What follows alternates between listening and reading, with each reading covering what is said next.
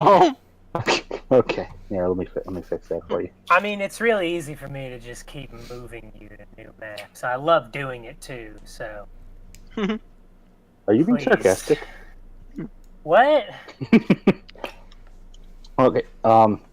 Just Oh. FYI, I don't know how to remove them once I put them on. Yeah, well, what's even funnier about that is that I can't actually get rid of them myself. So I have to keep redoing fucking maps when you guys draw on them, when you do shit. I thought you liked the drawing. The drawings were fine, but then you But got so then- bored, you got so fucking bored that you put all the Amarok pictures on there. See, this is why it takes us like 4 hours to get out of a shop. Because you do this. Ugh, but anyway, Shit. Just reload the map. Just reload the map. Delete And every behave, single one everybody. of your Amarocks. Hello? Yeah, just reload the map and everybody behave. Why is there already 4 Amarocks? because Late. I'm gonna buy. Okay, we got to get back in the serious mode like we were in the last game. It gives me the giggles. No, but why is there already 4 Amarocks? Ah, nothing. He had a litter. Oh, hey, how'd you do that? I deleted them. I thought you said you. Okay, The GM can do everything. I cannot read. But anyway. these. Zoom in. Ah, there we go. Don't pay too much attention to the name of some of those because they've been changed. This may not be an edited map, but I just threw it on. Missed fan. Chernoka. But anyway, okay. Session 7, is it? Fantastic. Oh yeah. So, Your mountain regions and potential fault lines are messing me up, man. Especially when you look at the borders.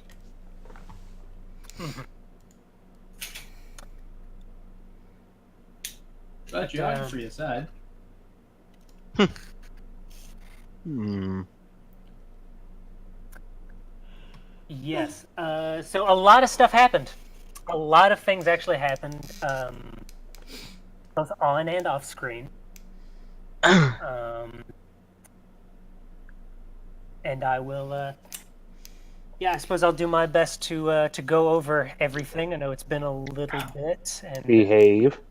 some people just got through another game. So pretty much what happened last time was another big RP or talkie session.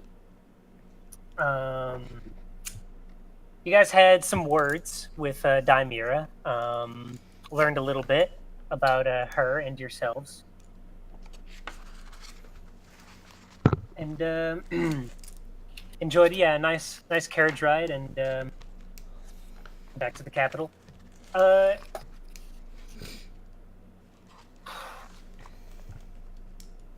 don't suppose anybody would want me to go through everything that you talked about during that carriage ride, so we'll just say, yeah, you had a nice little talk and people learned some stuff. You got back to the capital.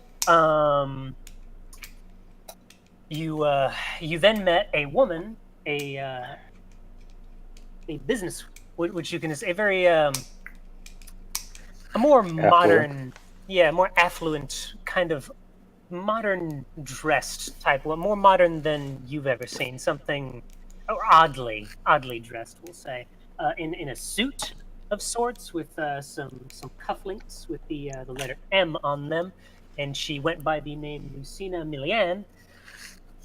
She was wearing a triple-breasted coat. No, she was triple-breasted. That's what I remember. Yes, you remember the words triple-breasted, absolutely, and everybody had a big fucking laugh about it. That was another good point of it. So, yes, you met her, and then you also met Dimira's sister. And yeah, they didn't really get much from her. You sorry. groped some people. You're fine. Yeah, she hit a new combo. The most groups per small time frame. It's the max amount, absolutely, it's ever been. I put too many. I just put too many women in front of her, honestly. You think it would be different if you put a male in front of me? No, but I've only really put women in front of you, and this has happened. You're enabling her. Actually, You're like her drug dealer. I didn't see you crotch grope any one of those dudes who were in that carriage ride I on the guess way back that's from the prison. Centaur. But you gave him a little cheek kiss, absolutely. Yeah. I imagine the person. You know what? No, getting off track. Anyway, okay. Some groping happened. You met her sister. Didn't get much. Lucina gave you. Yeah, Lucina gave you her card, and told you all that if any of you ever wish to speak to her again, then everyone must wish to speak to her again with the card in hand. Now, the When she said wish, did like a TM pop up in the air or like an asterisk after it? everyone must pretty much have the same desire to speak with her, as in everybody must want at the same time to speak with her. They wish to. Okay. It was Lucina that gave us that?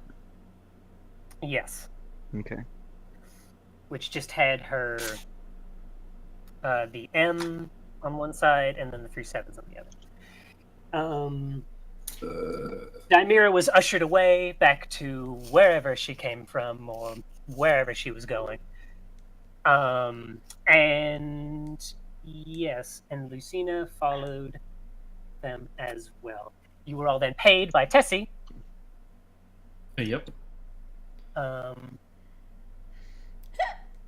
then I believe that's it that happened on screen. Mm-hmm.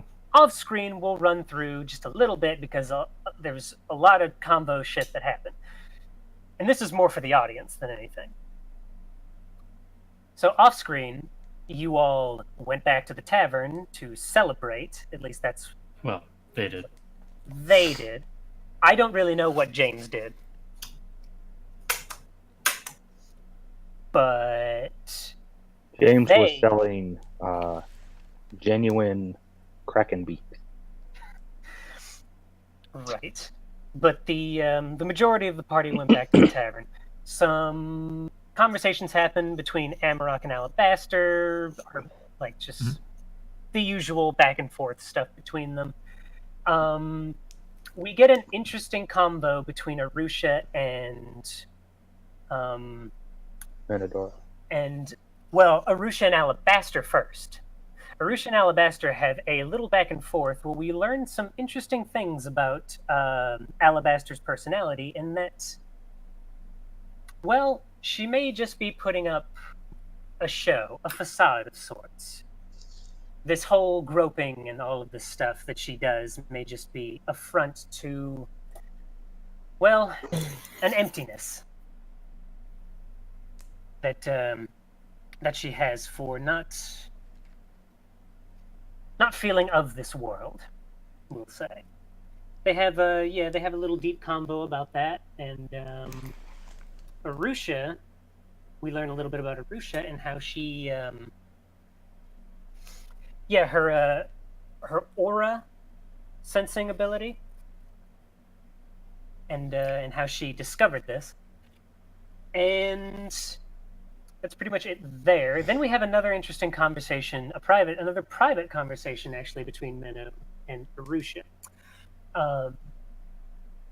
where we learn essentially.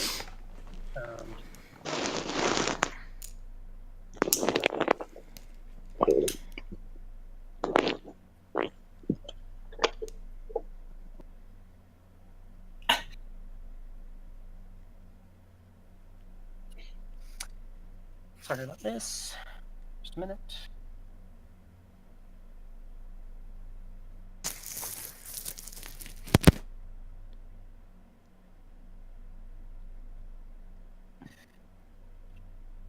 Okay. So Arusha initially wanted to check in on Menadora, much like she wanted to with Alabaster, because there's something she sensed, mainly a negative sort of chi about her. She visited her in the night. Menadora was in nothing but her underwear. There's a bit of a back and forth about how just some personal stuff, like just some kind of more so unimportant stuff about how Menadora doesn't like parties and whatnot. But basically, the question that Arusha asks is, "What are you?" Mena responds, because now she has a strange feeling about Arusha, and then questions her back. Then we find out about Arusha. We find out some important stuff about Arusha that I won't say now due to the implications to the party. I could, yeah. But suffice to say, we learn a very important thing about Arusha that we'll hold off from the audience for the moment. But suffice to say, we learn, a bit about her, and then we learn about, and then a strange thing happens between the two of them, where a connection forms, a very, what one would consider, a sub-dom sort of connection. And not the way, well, maybe the way some would think, but yes, a connection forms, and then immediately, Menno, there is a point where Menno does touch Arusha on her shoulder and feels an incredible amount of power. And then, spoiler stuff, don't want to go into that right now, but but then Arusha asks for Menadora's help in dealing with this, and in this, a relationship is formed where an unprecedented thing in this world happens, where Arusha actually kneels in front of Menadora and pledges herself to her. And essentially she actually agrees to a sort of pseudo-slave deal. And that is all that happens off screen.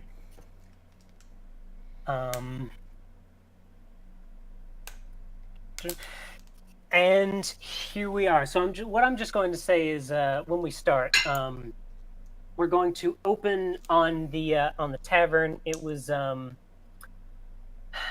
that like. Let's just say you guys partied for quite a little while and then you passed out, and you guys slept like way up until, I'd say, sometime in the morning. Whoever wants to wake up first, we'll get to there. But yeah, we open on the tavern, and we're going to come in. And yeah, so who wants to? Does anybody wake up first? Who wakes up first? I mean, I can wake up. So, Sleeping by a window. Sun got up. what time are you assuming they all went to sleep? Well, it would have been about. What time did we get back? What time did we get back? It was like early afternoon. I'd say around like 2 or 3-ish. So if you guys partied immediately afterward, and let's say you even partied until nighttime, like because you drank until you passed out or whatever, then like I'm going to just jump to the morning unless somebody wants to. Does somebody have anything they want to do like the other day, like where they find just jumping to the morning? Nope.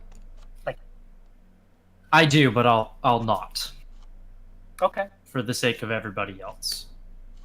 So, well, that's an interesting question, James. You didn't join them at the bar, so Nope. where would you be at this point in time? We're going to. What point of time is that? Well, it's going to be the morning. This is Oh. because everybody would have been passed out. But where would you be? Where would you have gone during the tavern bits? Yeah, like the party goes off to do their thing. Or should I just start with them and then we'll jump to wherever you are? Would you have returned to the tavern?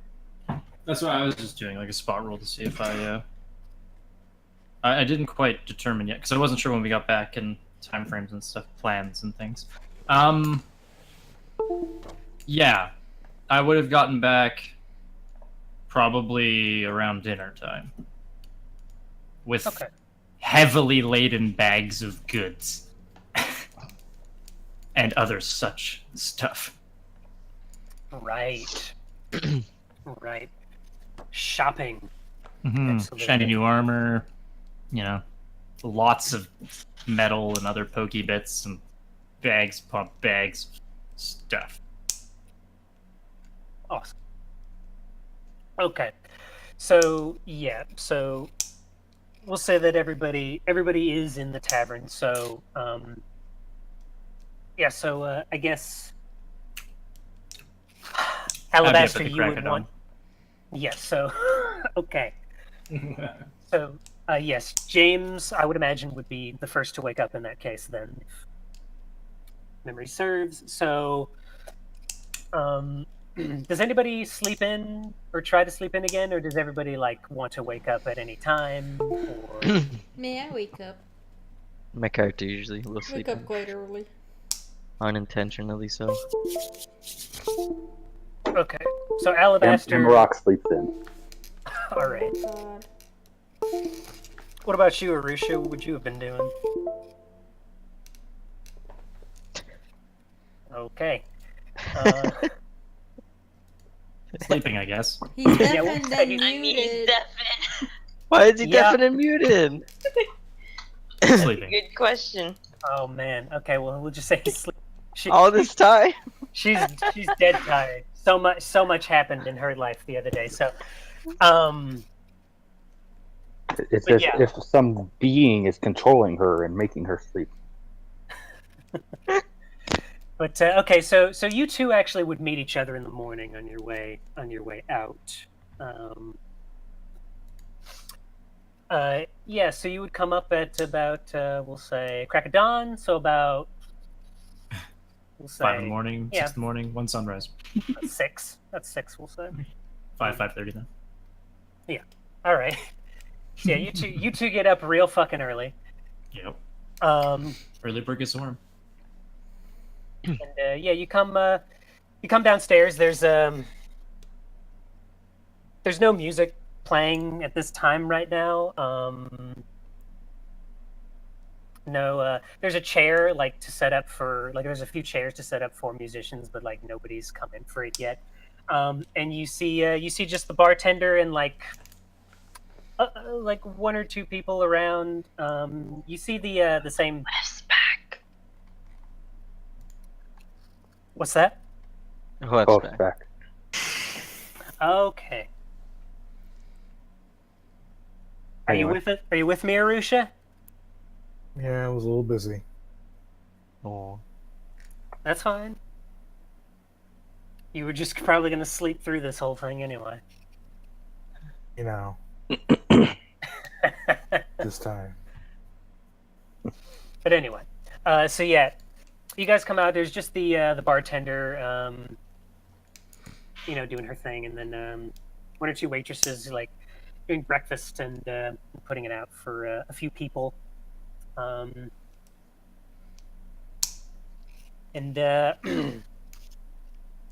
nothing too important happening there. I waltz over just to spare you. I waltz over and I place. Where's this value. 3, 6, 9, 12. Okay, I put oh god, 2 gold pieces. What? I put 2 gold pieces on the counter, and I ask for oh wait, there's 5 of us now. Fuck you guys. I put 2.5 gold pieces on the table, and I ask for 5 meals, or 5 days worth of meals. I assume we'll be here for a day's time. And I inform her that if me or my compatriots, whom I'm sure she's aware of, are not here to get our meals at the specified times of lunch and dinner, then to give them just to whomever so desires them. But I pay for 5 full days worth of meals.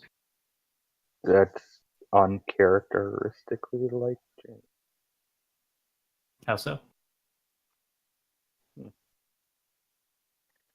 Giving up money. So 2.5 gold pieces. All right, yeah. So she would. I also add that the breakfast be a little greasier than normal There you go. for my compatriots. You're all hungover. It's gonna help. What do you mean all? Yeah. So she would. She'd look at you like she'd nod and she'd. What's that? I'm still a kid, you know. Oh yeah. But yeah. So she nods and she takes the gold and she shouts out back and she says Dale. Yeah. And there's she says 5 meals. 5 pork specials. And then and she says lay the grease on extra thick. I mean, I yeah, you know, never mind. What is it, Callie? No, I was gonna say, like, I hope you understood why I was, you know, the grease helps with hangovers. I know. Okay. I wasn't trying to be a dick. No, I know. I get it. Extra bacon, you know, pretty much all it was. Pork special. But anyway. Okay, so yeah. Retired to that nook where I assume that fisherman is in the morning. He actually is not today. Funnily enough, he's yeah, he's not in. It's the bar is just there's like 3 or 4 people. There's a couple in one corner, and there's like one man off to the side, off in like a little booth. All right, I ask if there's. It's out of character. Do I have to go and find myself like a seamstress or a leather worker or something like that to make a like fanciful bag that can carry the grotesque amounts of gear that I'm going to be hauling around, or do we just kind of, you know, it just works because that? I mean, doesn't your? I mean, you. Backpacks supposedly only hold 30 pounds of stuff. I have a lot more than 30 pounds of stuff. I'm gonna be honest. I don't really. You don't care? Cool. That's fine. That's all I wanted to ask. Yeah, I don't get. We'll mull over that then. Then I just go to a corner table and I begin sorting through all my belongings I've acquired. Okie doke. So yeah, you do your thing. Wellspur, what would you be doing? Go down and eat my breakfast. All right. Just So I would gotta imagine. James and just eat my food. Cool. You get a big plate of ham and bacon and some eggs and a nice little side of toast.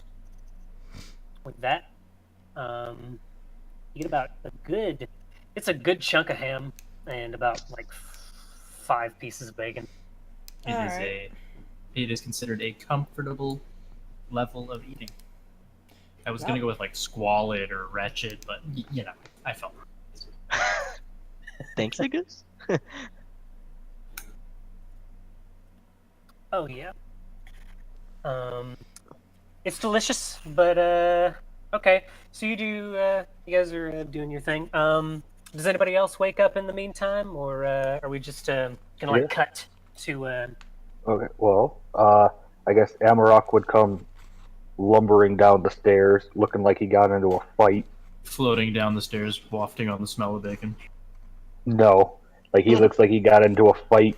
He's got a shiny new black medallion on his chest, and he just plops into a chair, and just a grumpy look on his face, just starts shoveling food in his mouth.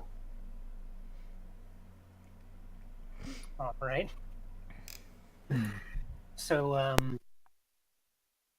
so yeah, I'm just gonna say we're gonna just cut to everybody eventually making their way down and then eating their meal and everything.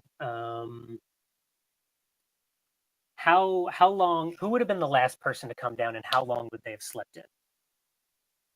Probably my character.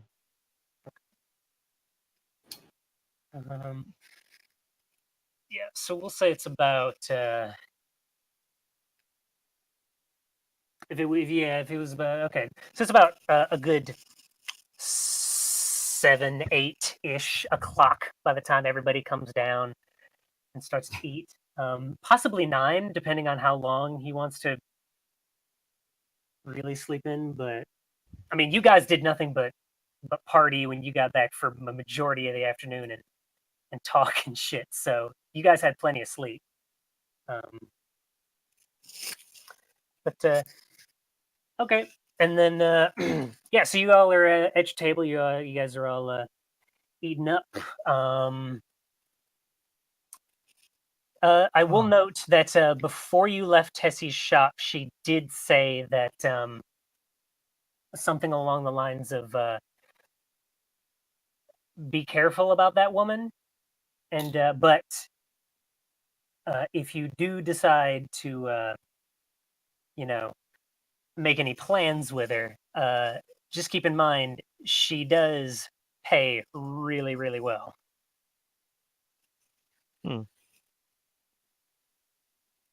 Just keep your wits about you with her. Mm-hmm. Don't make any deals. Too late. So everybody's downstairs, right? Should be at this moment, yes. Gonna Just drowsily going down. Okay, I'm gonna consider that was a bad idea. James kind of mulls over something as he like rolls a piece of like meat along his table and he just decides against it. So what was that? That's just literally me making a decision up to fate. I was gonna do something and I decided against it. I don't want to reveal what that something was, though. It has implications for the party. Okay. Quick question, because I know like Amrock's a little different now, but can I, in particular, sense some sort of difference within him? Just a curiosity. Well, I don't know. aside from him telling us, if we spoke with him, I think we're allowed to ascertain information from him with the use of a really bad insight roll. All right. Because I don't know if like You can tell he's in a bad mood. Something seems off. Yeah. where be my sheet? Okay. So a bunch of people make insight checks. Want to find out what's going on with our old puppy Amarok here. Since Looks I'm like not doing shit. what I was going to do, I walk over to Amarok and I hand him the extra piece of meat that I did not eat. And I pull up my chair, my stool, climb up into it, obviously, and kind of just put my hands up on the table, and I look up at him. And what's got you down, bud? He looks at you. Nothing.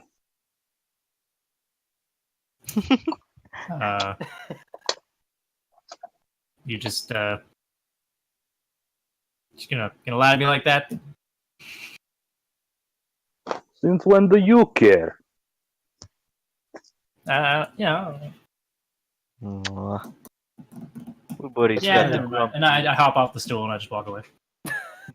All right. Poor buddy's got the grumpies. Okay. So Alabaster, you can definitely get a sense that either like it might have had something to do with your conversation you had the other night, or possibly actually, oh god, yeah, grumpy puppy. That's what you see right there. So, but yeah, something definitely has him like So, Cooking. and what is going on is actually I know something's wrong with him, but I don't care enough. right. It don't matter to me. Well, all right. Well,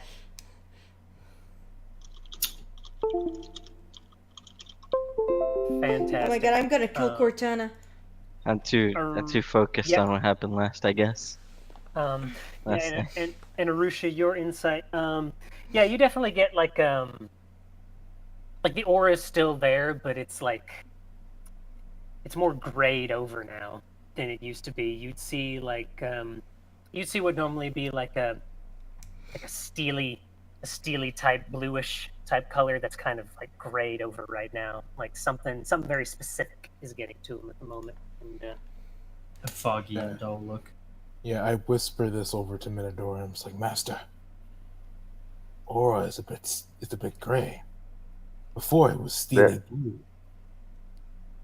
Now it's a very shadowy bit coming off of him.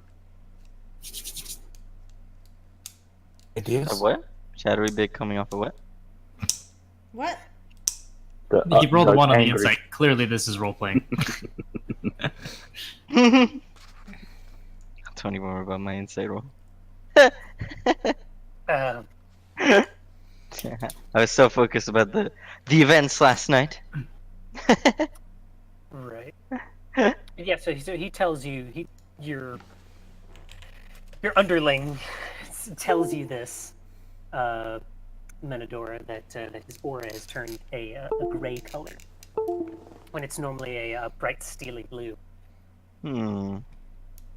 Certainly interesting information. Wondering why. Guess we'll have to keep a lookout for now, huh? Yeah. During this, you all hear outside the sound of Tessie's very, very loud set crier bot say,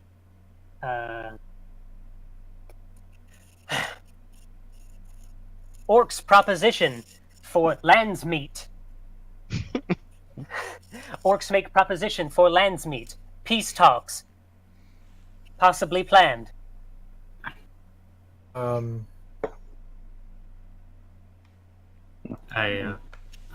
casually look over at Arusha. Casual. My orcish ears perk at the sound of the mentioning of orcs, and I'm just like, what? Well, What? guess it's time to step out. I step outside. I'm just like, what the fuck's going on? Yeah, you hear this like over a few times, and then it changes over to just like usual public news that you'd hear around here. Fucking local apothecary has new baby. We'll name July. Something like this. What was the news, though? The news was essentially that the orcs who have okay. It's common knowledge at this point in time that the orcs have been making pushes towards like both acquiring new islands due to, well, for one, space and like just wanting it, and also calling for just more, wanting to be wanting more of the mainland, wanting to at least move toward the mainland, something along those lines. They have put forth, or at least sent missives and the like to the royalty to call for at least talks of sorts to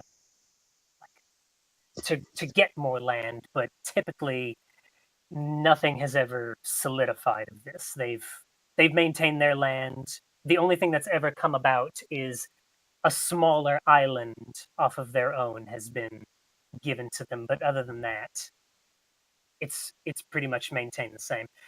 The news is that another missive, another proposition has been sent, but this time for an actual public lands meet for peace talks between the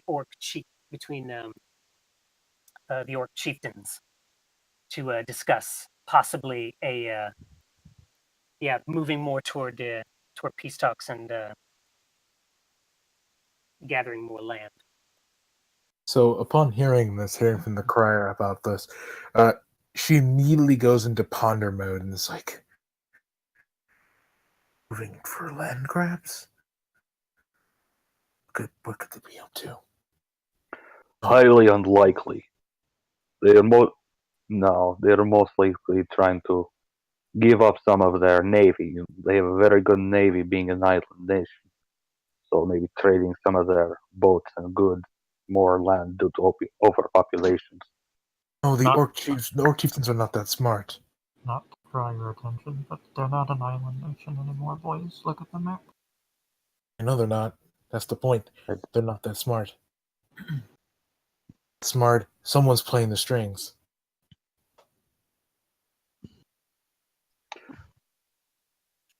I thought that's Amazon. No, that's not orc. That's not what that is. It's just green. That's. God, should I pull up the actual whole map again? Probably. Please delete all the excessive MRFs. Okay.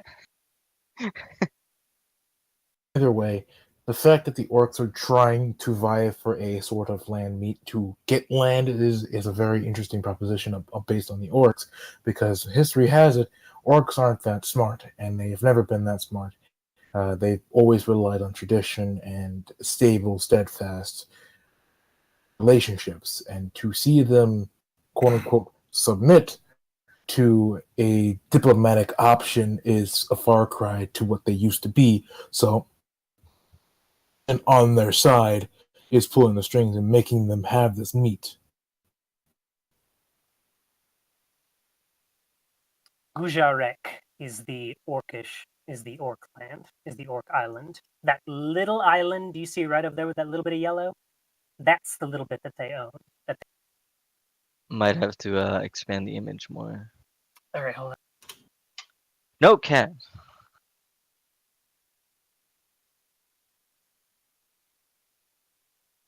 Enhance. They say where the meet was going to be. He did not. Just that they were. But there was talks of such a thing possibly happening. That.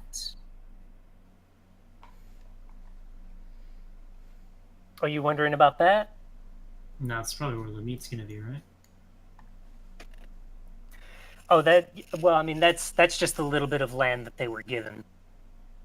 Well, I mean, it's a border with the green one, so I assume that's where peace talks would happen, because that's probably where fighting is. Sure. But His cat yes. turned off his computer, I think. Yeah. Uh-oh. Bye, Menadora. There we go. I am actually back now. It's a tabaxi assassin coming to take him out. Tobacco. Cat. Freaking cat. I'll keep this in mind. Go on. But yes. Yeah, so you guys hear that, and then you do get from the few people who and over the past few hours, like some people have come in, but you do get from the people in the bar, including the bartender especially, you do get some looks of like concern of like, really? That's very interesting. But then they eventually go back to what they were doing.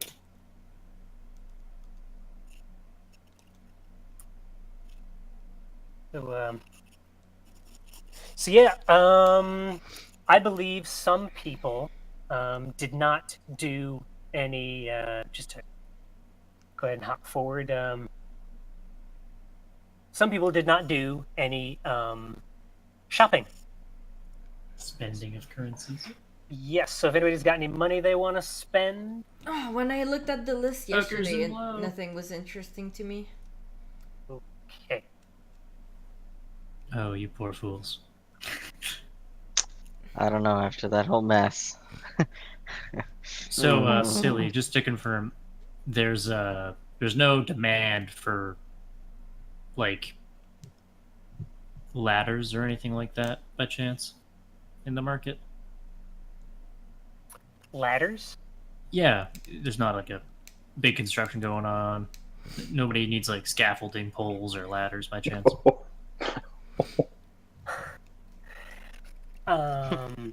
Oh, in the news, like if anybody needs any. Oh. Yeah, just in general, in the area. You actually, let's see. Yeah. So you, if you sit there long enough, you do get one story of a new. Let me see, of a new home and a new set of homes being built, and some looking for some hand workers and like anybody willing to any heavy lifters and construction. Yeah, I'll. Would they be willing to buy? Any? What are you looking to sell? All the stuff he just bought. Buying and selling is actually. I was gonna try and cheese the market. Okay. It's okay. I won't bother. All right. Infinite money glitches and all.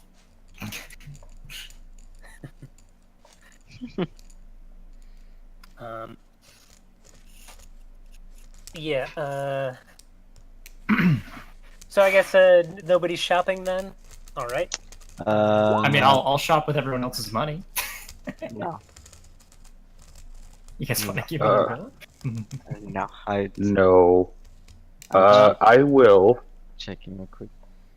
I'll just grab a battle axe and a shield. Okay. Wander down to the local blacksmith Mm-hmm. or weapons store. Mm-hmm.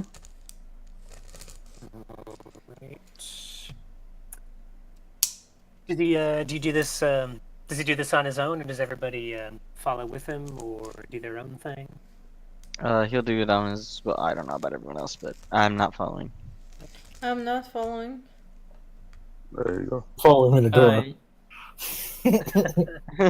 I'll go out for some fresh air and happen to see my fluffy companion in a sour mood wandering off in a direction into town, and I'll follow after him.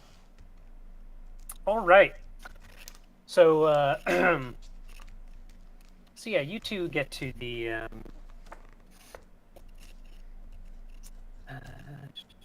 Yeah, so I would imagine you two just ask around for the local blacksmith, or just like look around for a little bit. It's not that. Oh, I know where he is. Yeah. Okay. All right. Already been there. That's right. You already shopped. I bought out his supply of daggers. So for the audience's sake, the actual blacksmith shop is called The hammer and tongs.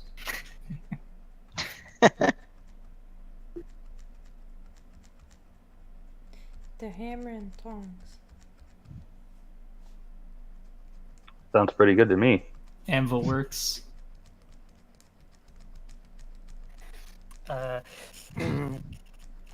Fred and Sons.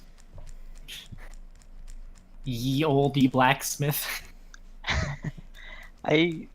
Sorry, I'll wait until you guys are done with the turn. I have a question to ask.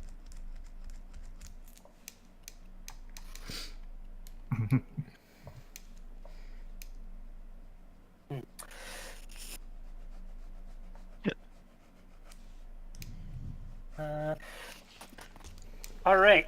So what I'm learning every single day of my life is that I am fucking terrible with names. So you know what? We're just gonna call this thing the Fred and Sons. yeah. We're just gonna call it. Yeah, Steel and Sons. And why not? Because that's a dumbass name. So why not? I like it. Stealing Sons. Steel and Is Sons. is the proprietor a woman? Because she's stealing sons. No. What? Chantel's that you, girl. No. Okay. And you're banned. Well, I look. Duck through the doorway. Hello. Yeah, you come in and there's a you hear you heard from the outside it was like a bit of banging going on, and you come in and there's I bet stealing more sons. there's a yeah, actually, and funnily enough, you do see a female at the counter. What you get from the noise is that she's not the one actually doing the Stealing. hammering. Yeah, Yeah, she's the one. but yeah, so you see her there, and she greets you. She says, "Hail, customer, Donnie, Whoa. Donnie, customers, get your ass out here." And she goes, "Welcome to Steel and Sons." This very unfortunate name.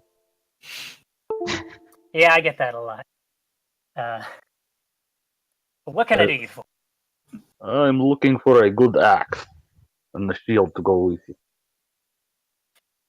Of the battle variety. Yes. Something good, one-handed, but can use two in case I need to chop wood.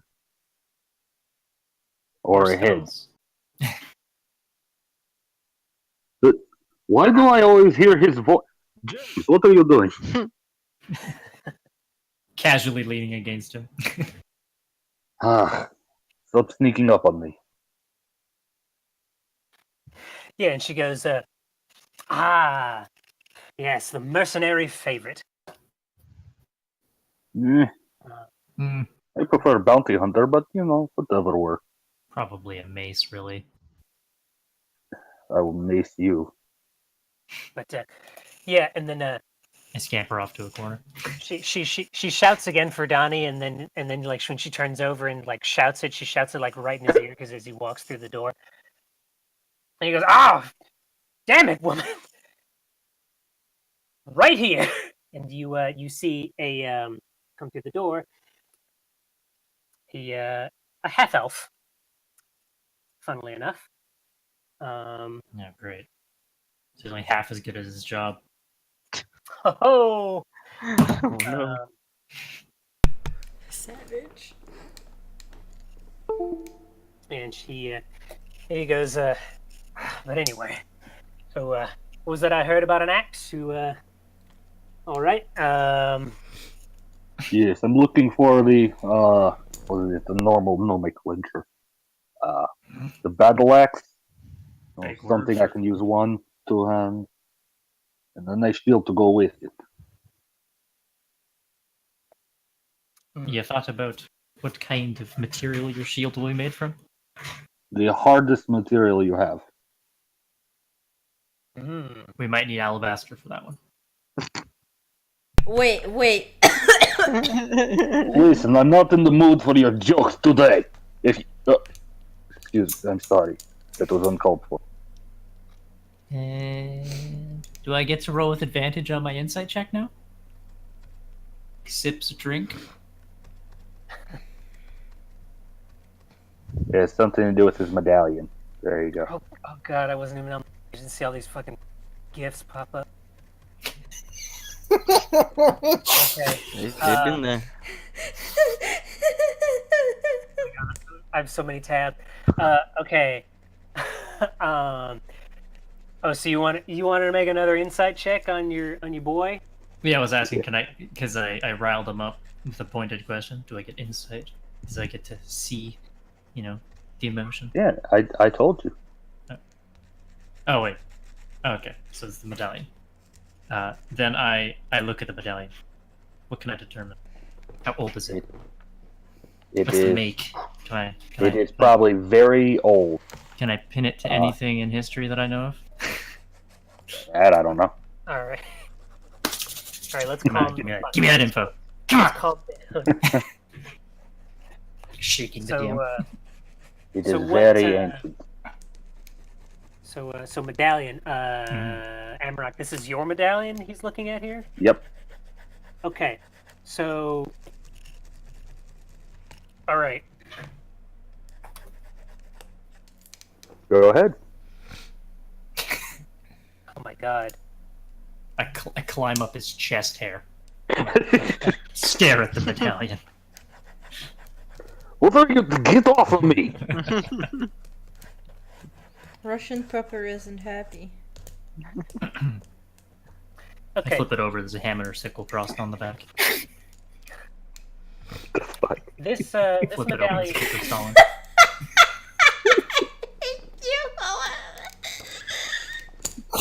Dang. Now, that's a noise I've never heard before. Same. You darn tootin' killer.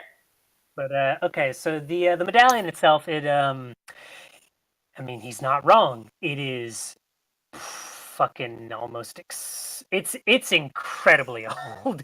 This thing goes back probably Past I would ever know. Okay. well, I You mean, don't gotta spoil it more. well, it goes back a long way. Probably to just not to really spoil anything, but it goes, if not before, sometime during the actual like orcish human war. And you'll see it's a black, probably onyx, like flame with a white paw pressed into it.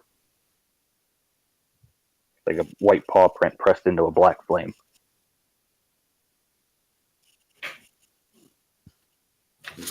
Yep. And there you go. So, about this axe. Yes. So they see your little thing that your buddy crawling all over you in your little conversation. Don't actually. The half elf has already like gone back to hammering, and the woman has just been kind of chuckling at your little antics you've been doing the whole time, and then said, "So yeah, that'll be." See here, that will be. And she said, "So no specifications, just a nice hearty steel great axe." No, he Well- wants it made out of bronze. Well, why would I want that? So it's useless. Of course it's steel. Come on. Just, I'm looking at the little one. Like, why are you bothering me? Because she's wasting our time. Give him the axe, give her the gold, let's go. Yeah, and that's what I'm waiting for. Unless she has something special hidden behind the counter, that's all I need. No. She says this, and she says, "Yeah, that'll be about a good 20 gold. 30 gold." Boom. Yeah, 30 gold. There you go. So No, you hand it over. no, And no, no. 20 GP. It is 20. 20? At regular market value. And this is a big city. Rather popular. Probably a lot of people selling a lot of weapons and swords and shields and stuff. And I'm not in the mood for your shit. What is happening over here? Don't worry about it. Just you should know. It's not in character is what it is. You're Minus XP. I mean, mine says my name. It doesn't say my character's name. All right. your So, blacksmith's counter person is overcharging for products by 50%. Sued. you said you wanted. Well, you said you wanted. Oh, Jesus Christ! Stop it! A battle act Stop it! is What did a we say? What did we just have a talk about? Just mute yourself if you need to laugh that hard. That's exactly what I did.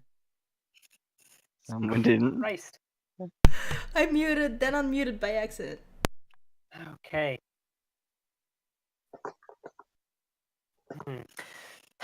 Well, I mean, Keep going.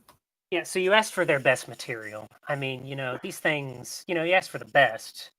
You gotta pay Well, for it. that's why I was asking if it has some kind of bonus to it in addition to the normal stats. Cool. If not, If not, then you're not paying more than 20. Okay. yeah. Now let me ask you something. So the weapon we're talking about is a great axe, right? That's what you're buying. Battle axe. Battle act. So 10 gold. Okay, so Hmm. not a great axe. Yeah, I said battle axe. Said that like 3 times. But this little one keeps talking and interrupting. Well, no, I'm just fucking tired. But anyway, okay, yeah. So 10. So exchange happens. She like beats the wall and she says, and she says time, and then he says, come back in like a day or two. It should be done. I can do Go it. to Thank you another very much. blacksmith in town. Yeah, they tell you 5 days. What? Holy shit. Getting bamboozled. Fine. Oh I- man! I- yeah. Hold up. I Let me pat Amarok on the back. let me go back here and let me just We'll just go say to a bigger city okay. one day. yeah. Okay. Battle axe. All right. Ding ding. Okay, here you go, buddy. Gold. Thank you. No, Grazie. it's just you'd think they'd have some Well, no. stuff on He hand. asked. He didn't look around the store for like just to pick what he said. I want it out of your best material. You wanted a specially made axe. Now, what do you want this thing to look like? Do you want it to look like anything in particular? Oh, Because otherwise, like you came here to buy a battle axe. yes. Otherwise, like just a regular battle axe, no specifications, then yeah, just grab one off the wall. Yeah, that's what I wanted to do. You I came didn't- in here, you said, I I was- want it out of your best fucking steel. What the fuck, man? Well, he was talking about James. Like, what the James fucked it all up. Like, come on, yeah. So fucking grab a battle axe and you're good. I do. That's what I want. And he started talking about brass and. Being a dink. Because she was Yeah. because you were trying to get her to ask him if he wanted it out of any special materials, and I was like, yeah, out of fucking bronze. So it's useless. It was Okay. Anyway, yes, I buy a battle axe. I thank them. I apologize for James. I throw gold at them, and then I leave. You don't even hand it to them, you just throw it. Here, just take it. Just fucking take it. And I leave. You shove your money. you forgot your shield. I bought both of them. I already had it taken. I got it. We're good. Jesus Christ. Oh man, this is awesome. Okay, so I'm assuming, yeah. So you both walk outside, and I pulled my hair out. it's in a, it's actually in a pretty, it's pretty crowded out early today. A lot of hustle, a lot of bustle, as they say. But as you step out, you Somebody and Jay, covers your pocket. not quite, but as you step out, you hear, you both hear Well, blow me down. And then, if you look over, James, My especially, God. you will see a very, very familiar face. Somebody possibly from your old crew.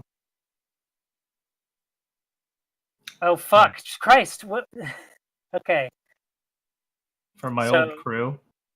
all right. What a So, meatball sack.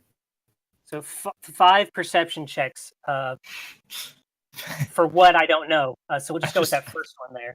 I'm just spamming them. Yeah, the 13. Okay. Yeah. So yeah. It's a lucky number. So yeah, you looked over and you look him over. He definitely, absolutely looks familiar to you, and you can place him. You can definitely place him on your old crew. Except they should all be dead. Oh, they should, shouldn't they? It's weird. Yeah. It's real weird. I run over to him and stab him furiously with my rapier. But anyway, yeah. So he says, "Oh, blow me down," and he comes over, and he says, "My God," and he actually gets leans down. It's like he's talking. James Brooks. Holy shit! Do you know? It's me. Do you remember me? It's Tim. Grab him. Is he wearing a shirt? Well, yeah. And you said he leaned down. Yeah, he leaned over. I grab him by the scruff of the neck and I pull him in real close with a dagger to his neck. And I tell him, shh. And we walk off to an alleyway. I follow. All right. Let's say that you get to you walk over to a nearby alleyway. There's some orphan kids around, and he like walking through, like they're like playing in the street, and he's like tripping over one or two, and it's like a little bit. One of them's messing with him, and you come over and to the alleyway, and he says, "Whoa, whoa, whoa, whoa, oh, buddy, it's me.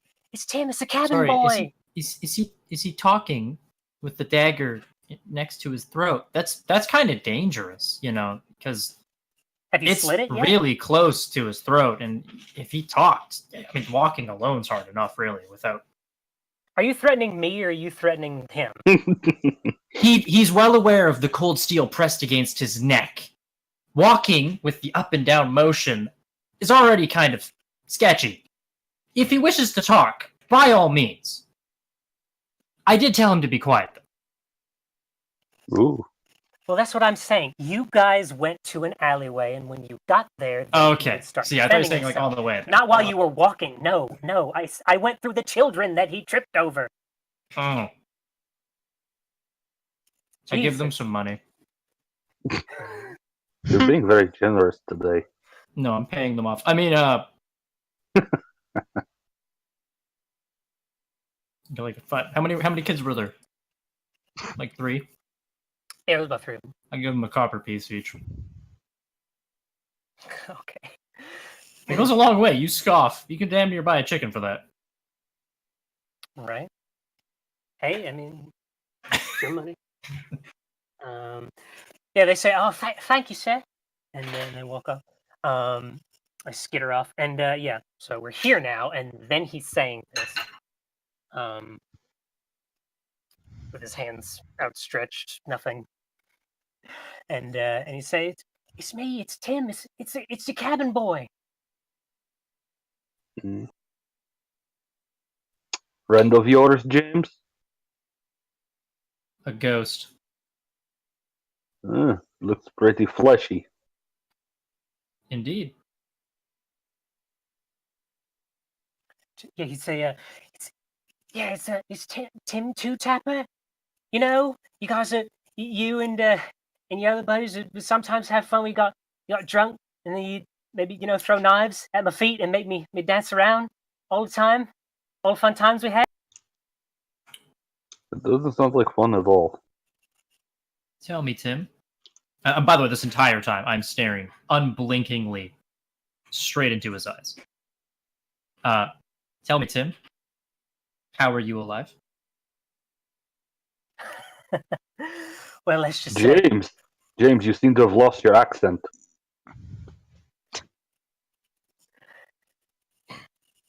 yeah, and he would for other reasons on that one, but yeah. he kind of give like a shaky chuckle. You go, what did you think you were the only one who fell off deck during that whole encounter? It's not just me either.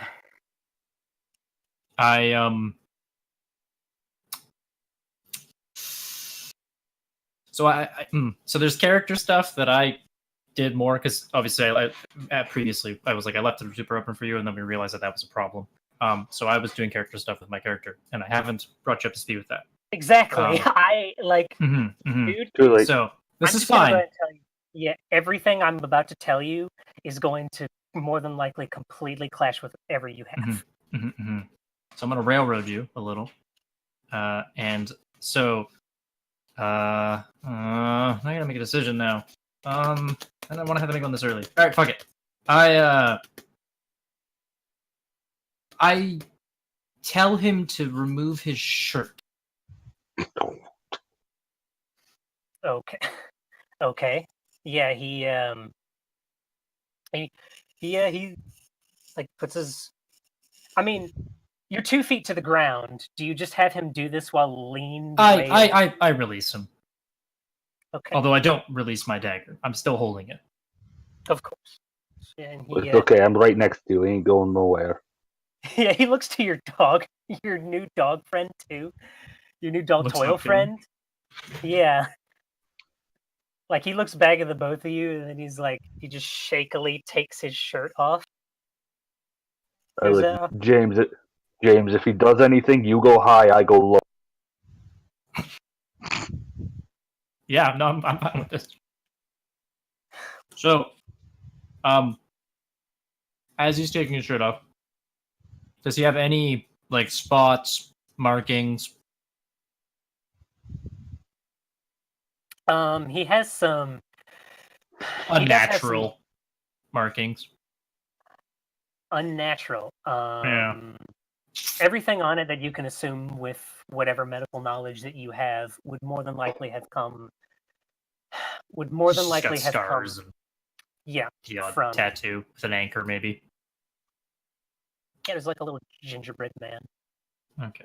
On him, but well, that's the thing, though. You said he was a cabin boy. He was. Okay. I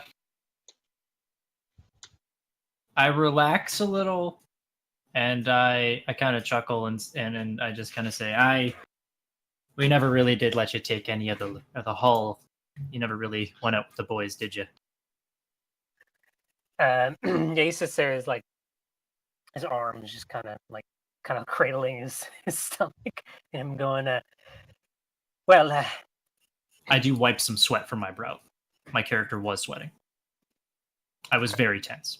I will add that for the sake of everyone else's trying to get some idea from what's going on. All right. Yeah, I said, well, I don't really know. I wasn't really. I was given a few scraps. Yeah. From the captain, whenever he on a good day, which was.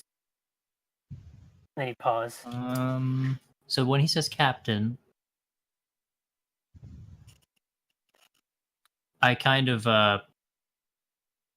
bend down a little, kind of like in pain almost, and then I stand up taller, and I go, Jim, get your dumb ass out of this alleyway before I gut you like a fish. And then I go back, I kind of shake myself, and I just grab a pouch and I hand it to him, and it's got some coins in it, and I walk away.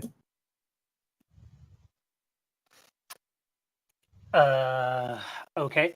So you do that, and what was the wisdom save for? Self-control.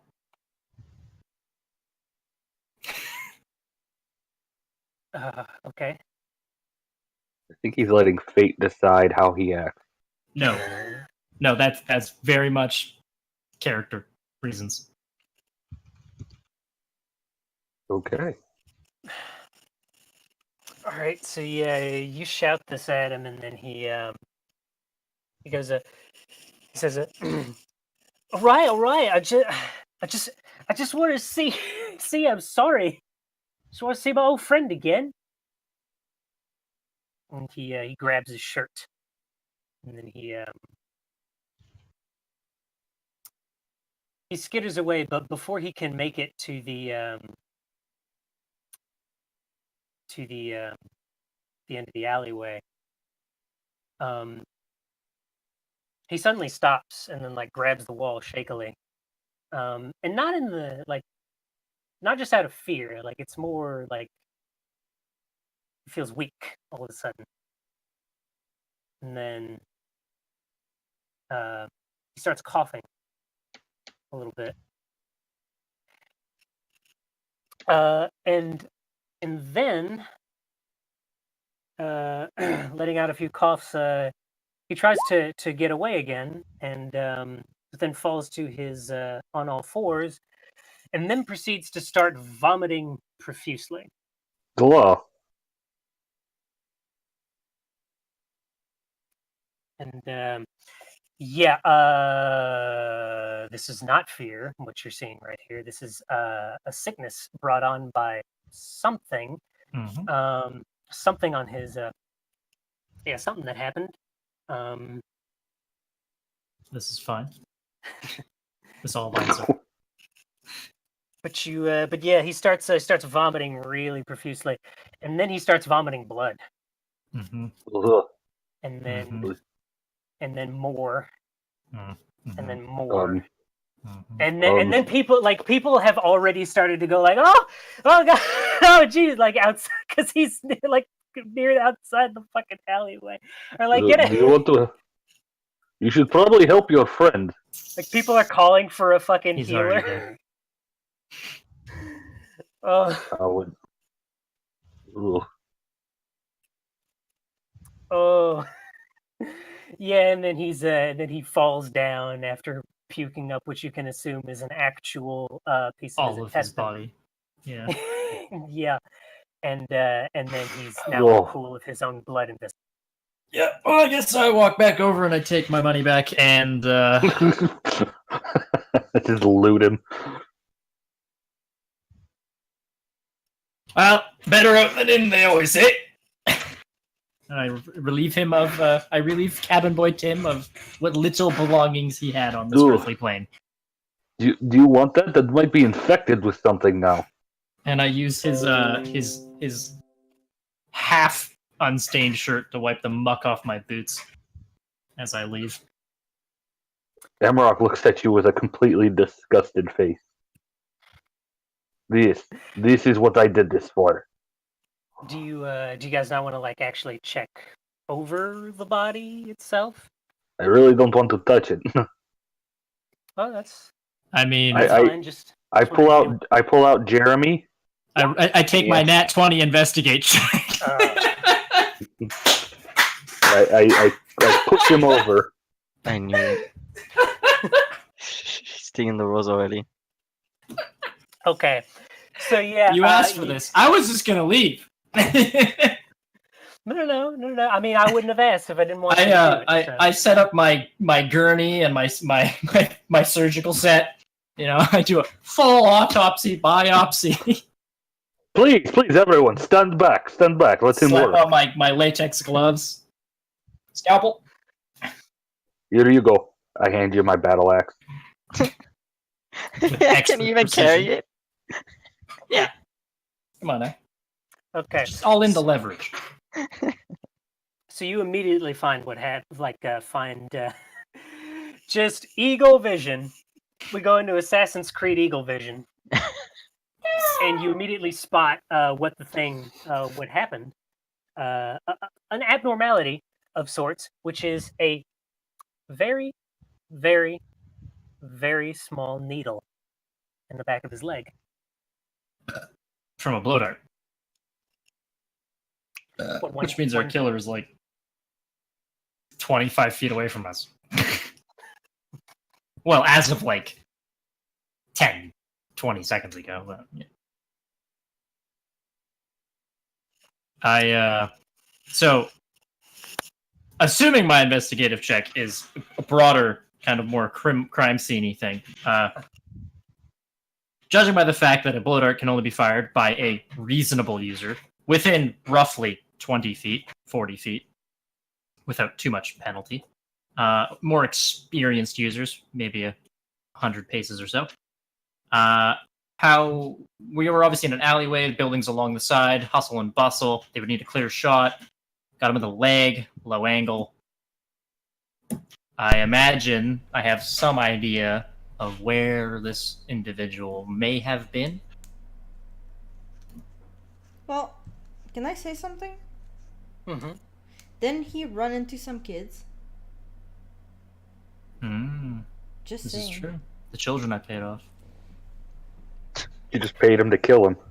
Man, I Alabaster, like, your psychic ability is just... I'm just very good at noticing the details that are thrown at my face. Even though No, your no, no, character's technically not there. That's what the joke I'm making is that... Okay. because Yeah, I was assuming Alabaster- it was shot by a blow dart. I wanted it to be a ranged attack in a chase scene. Yeah, That's yeah. too wishful on my part. Well, I was looking that's for not- my next question was like any cloaked figures running off in the crowd. You know, is there jump on I- Amarok's Oh shoulders? wait, wait. Even if he doesn't see anything, I sniff the dart. Oh. Fuck. Oh, dear. Come on, this is supposed to be my thing. I assist him. He sniffs the dart. Yeah. Smells like a dart. Well, Can I do one more? I mean, my investigation. So I determined that there's a dart. Do I like? I assume I pull the dart out. I assume it's poison. yes. Can I determine what the poison is? Whoops. Oh my God, Amarok. Oh man. There's That's too much a bad vomit. day. There's too much vomit. Yeah, it's so much. It's so bad. Is the dart wet? With blood? Okay. No. Like, is it wet from like a? Because if it was fired from a blow dart, there'd be a bit of moisture on it.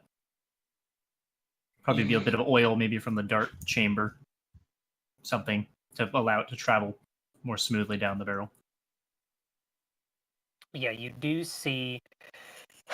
Or is it looking dry? as very, very closely with your eagle vision, you do see a glint, a slight glint of what, of just the barest amount of moisture there, of a more greenish hue, which you, let me see. You do that's the poison. Yeah, you do recognize it as a, like, obviously it was poison, obviously, but you don't know exactly, like, exactly better the find out. poison. I taste it. Or you start vomiting. And Delicious. then and now James is dead. So but Well, that was fast. Well, You know, looking you into my should. pile of goodies. Let's see.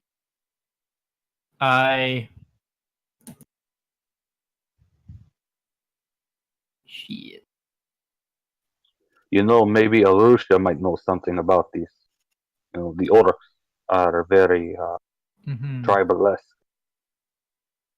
So there's a drop. There's like one droplet of poison on the end of this needle. Yeah. yeah, there's a little bit of moisture.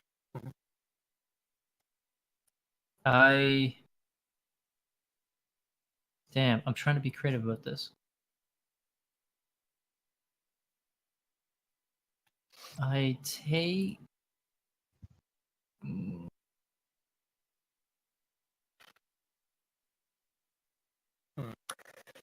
You know what?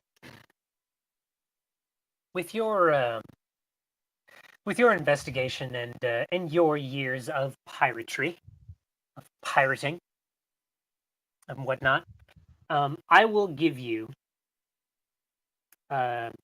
advantage due to the fact that what you saw happen to this man, you have seen before.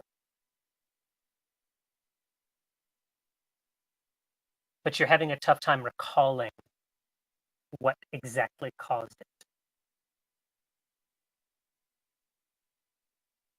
Do you want me to roll a history check? Medicine? History works, just to recall. Oof. Not my best value to roll it.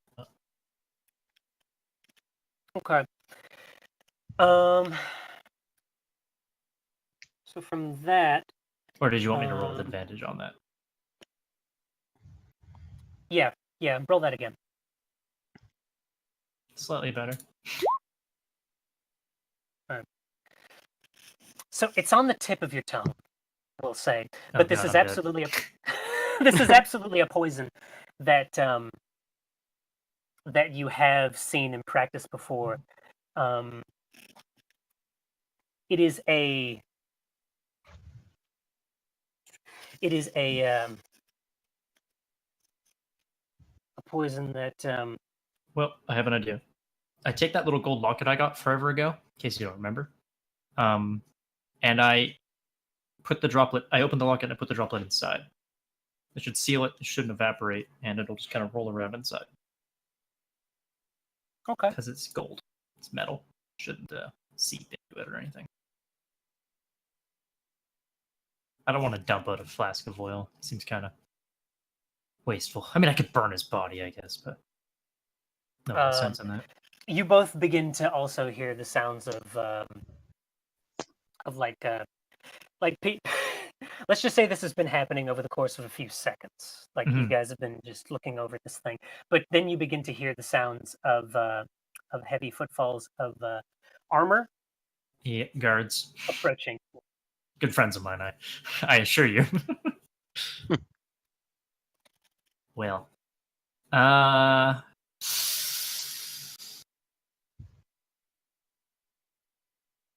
love to stay in chat. I take like a triple move action due to my roguish speed. How tall are the nearby buildings? I assume they have rooftops with tiles. Yeah, Hmm. they're Also, with my my somewhat extensive knowledge of this area's, networks of alleyways. Is this a good alley location with which to run into and evade armed authorities, or should the rooftops prove to be a better escape option? well. Yeah, just fuck me. I mean, you can come with. You're quick on your feet, I assume. Well, from where you are right now, it would let's just say it would take a little bit of doing to. You could definitely try. Absolutely, not going. No, to I know. dissuade you. I climb exceptionally well. How tall are the buildings? If that's a good option? That's totally not out of the question. They're about a good 2.5 to 3 stories. Mm-hmm. Because climbing doesn't actually slow me down. Like I climb at the speed I can run / walk. Mhm. Yeah. Okay. Yeah. So I guess I abandon him. No, I can't do that to him. Why do you got to do this to me? I just grab Amarok by the tail and we start running down some alleyways. Yeah. So yeah, I was also just gonna follow that up with that. The alleyway doesn't end. It there's like a cross section where between some buildings and whatnot that you guys can scurry off through. Why? I follow him, but why are we running? Should we not tell the authorities? They killed your friend.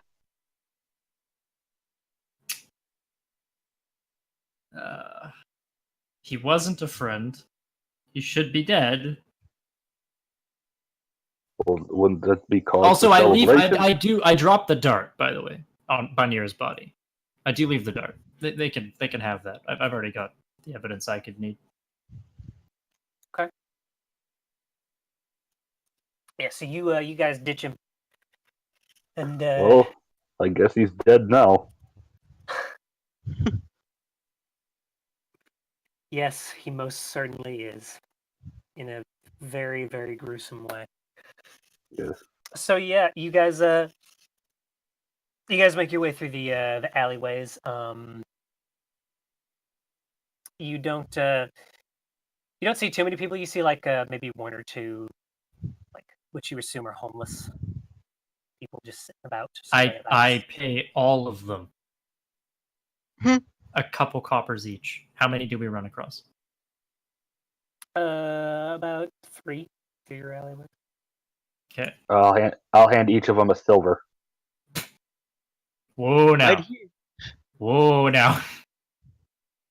Don't be messing with my market, all right? There's a fair wage going out. My eyes and ears. Don't need you ruffling that up. No, I'm helping you out. You follow what the boss says. So you're you're gonna be real broke by the time we're done with this. It's a big town. No, I have my background. That's what I do. All right. Contacting every city. But you eventually make your way back out into the into a thoroughfare, into the streets, once more of another side of town. A much less crowded side of town, but there's still people, Also, immediately head to an alchemist of, not questionable morals, but one who's Menadora. not too, yeah, Menador.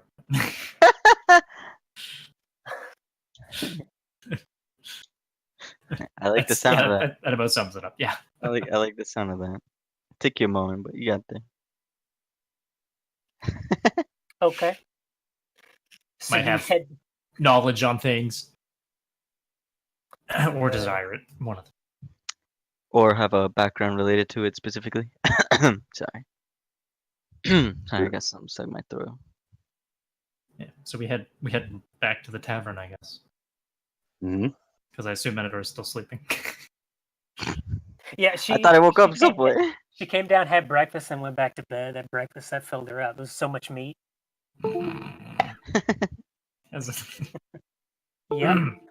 But yeah, you make your way back. You guys make your way back to the tavern. Amarok, just a confused look on his face the whole time about everything that's happening. Nah, Amarok's down with the beat. Come on now. Yeah. He's a bounty hunter. Bounty hunter. Sure. Contacting every city. Ear to the What's ground going is on? my ability. He knows what's going on. Mm-hmm. Okay, so yeah, you all make your way back to the tavern. Would everyone still be there? Also, I assume Amarok does it as well, but I employ as many tactics of avoiding tails and disguising our passage as I possibly can, because Cabin Boy Tim very likely wasn't, as proven, a very powerful person, and they somehow managed to find me. And someone found him and killed him. So stealth? Yeah. To summarize. Okay. It's a good stealth for moving through a broken down alley.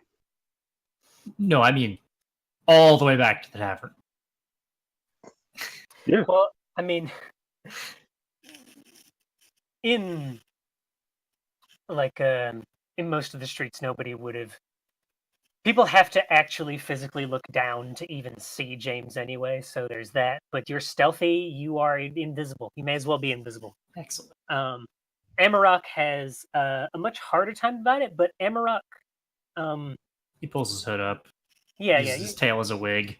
It's fine. But you pat like it's fine. It's passable. Just another like dull toil. Just like walking about as you do. Mhm. You don't really, yeah, you don't really attract any attention whatsoever. Just as you make your way back.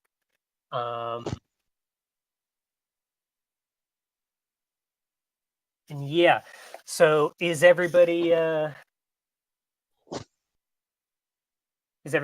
everybody still be at the tavern? I'm assuming nobody went off on their own little adventure. I mean, I was gonna suggest uh, doing some research. I don't know if there's like a library or something similar to be able to research any particular insignias or Magical spells. exactly. Okay. Yeah. So we'll say you do that. What are you looking to research? Definitely would be nice to see if there's any new magical spells I could probably put into my spell book. Copy them real quick, you know? Just the usual. Okay, so you're looking to purchase spells. You can purchase those? What do I you? mean, yeah. Okay. Well, I didn't know that actually. You can find them. You can purchase them. You can steal Now, I them. know you can find them. I Do didn't know all you could sorts of purchase stuff. them. Yeah, I mean, there's wizards out there who will have spells written down that you can get in exchange for money. You could also in exchange for murder. You know, Just or a casual. quest or some other foolish notion. Well, now. Although I Okay. actually had a. Well, never mind. Go. You were gonna say something. Go ahead. Oh no. I mean, I'm just trying to find out what you wanted to do in the like before they show up and get you all involved in whatever the. I was actually more than spells themselves. I was actually more curious to see if I could find any information on whatever Arusha has. 'Cause, Oh, okay. I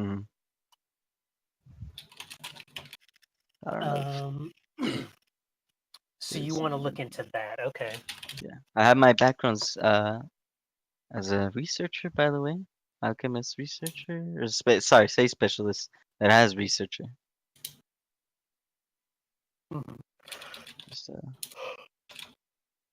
don't know if that might help or not. All right. So where would you go about like researching this? Are there any like I guess libraries or old fools? There is a rather large library, in fact. Um, we'll say that I would imagine Arusha would accompany you um,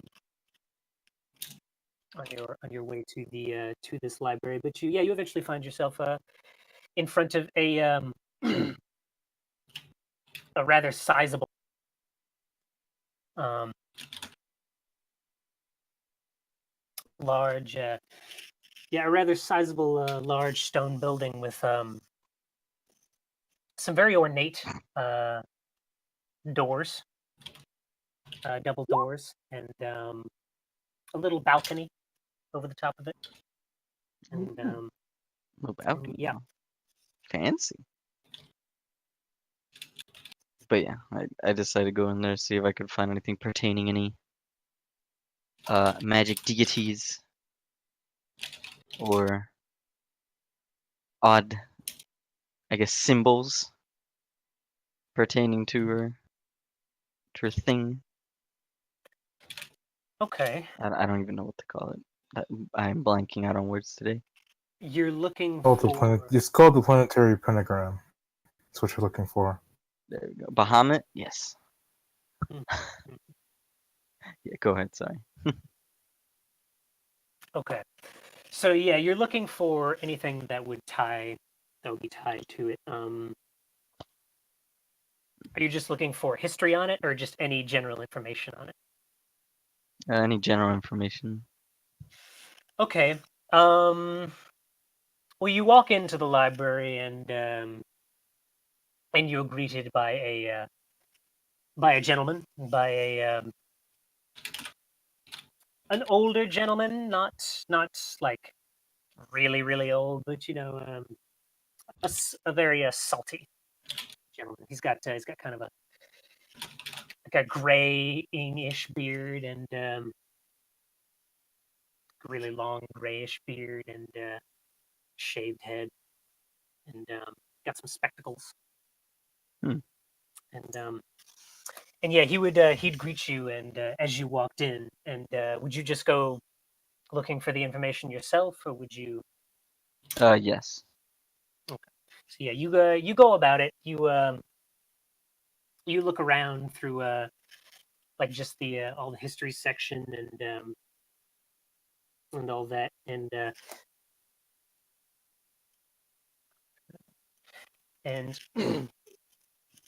the only thing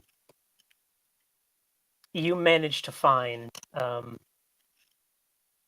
that's of uh, that actually seems substantial in any way is an old book, an old like a really old looking like weathered Ooh, that's the best thing to find.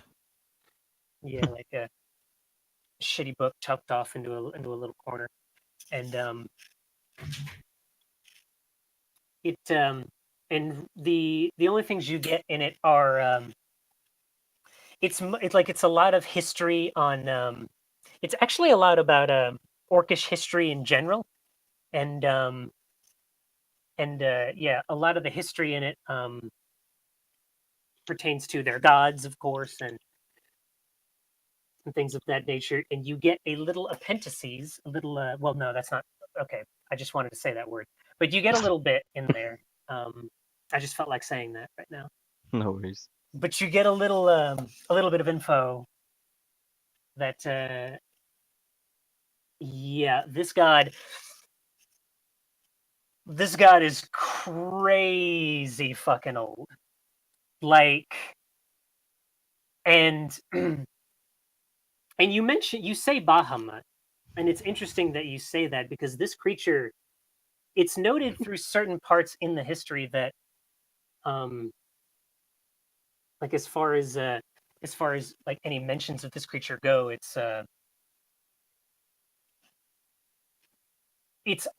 always appeared like people have said that they have seen it and they have seen what it can do, and there's always been hearsay and whatnot about it, but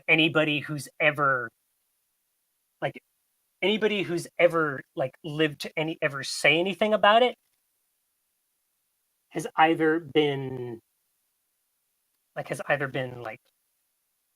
has either died due to mysterious circumstances or has lost their mind. Um, Interesting. but And those are the people who've encountered the power of the god or the power of like the mysterious creature. um, yeah, it would be mostly the creature itself. And every single case is different. Like sometimes the names are even different, but it usually goes back to that one name. That name is mentioned. So the connection between all the cases is the name, correct? Or are there Absolutely. are there other traits connecting the creature to the various cases? The insanity is definitely one. Whenever the name is mentioned, like craziness is always apparent. Funnily enough, any deaths that would even be that anyone could associate with it were not like nobody directly ties it to it. It's always been secondhand. But insanity, the name itself, and yeah, any mention of actually like seeing something. All right. Looked at me at the door. I was like, Eldritch? What was that? Sorry. Are we dealing with something Eldritch? I wish there was more information, but still interesting nonetheless. I think I'll keep this book for myself. I don't think the library really needs it, huh? Probably not. Right. But it is quite strange to think that mentioned several times throughout this text as a part of several eyewitness cases. It's quite interesting indeed. Nothing like a little insanity to keep people alive, you know?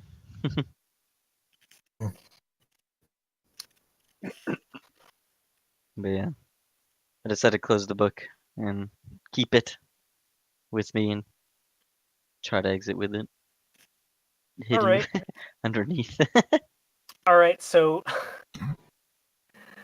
Is that a book in your pocket or Wouldn't you like to know? quite the bulge in your pants there, miss? okay. Yeah. So I'm gonna need a stealth check if you're gonna try to sneak out with this rather thick book. Giggity. Give me a second That thick before spine, though. I do any of that. Ugh. Before I do any of that, my friend, let me It's get a quick. yieldy Facebook. Thick. All right. I want to, so I don't even have to do that potentially.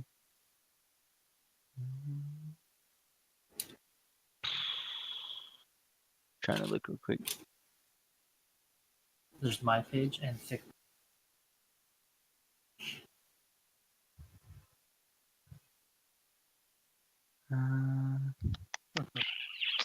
Sorry, just making sure. All right, cool.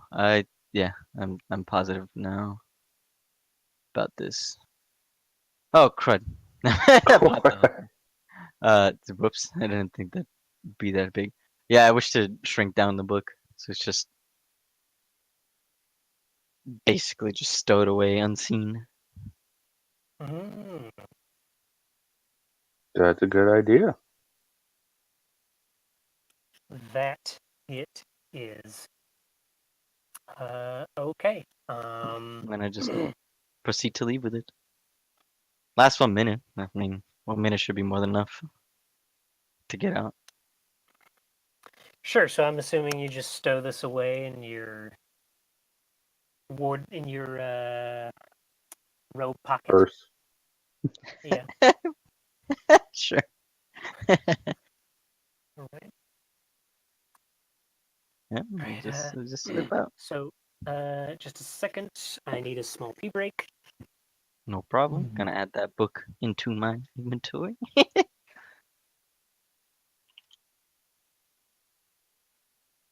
Beef. Oh, Yes.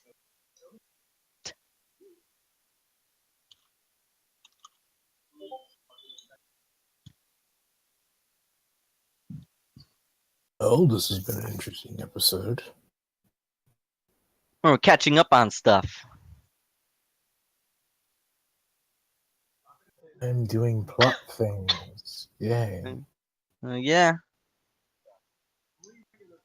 I'm glad Silly's ideas for my backstory line up well with my ideas for my backstory so far. At least he's being proactive, Mm-hmm.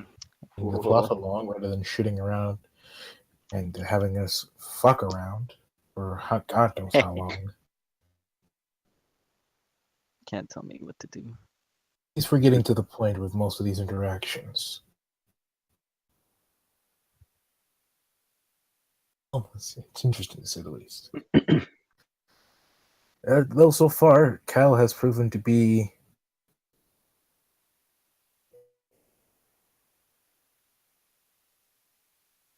a layered character. Hell yeah. Oh, we always knew he was. Mm-hmm. Like an No. onion, I am.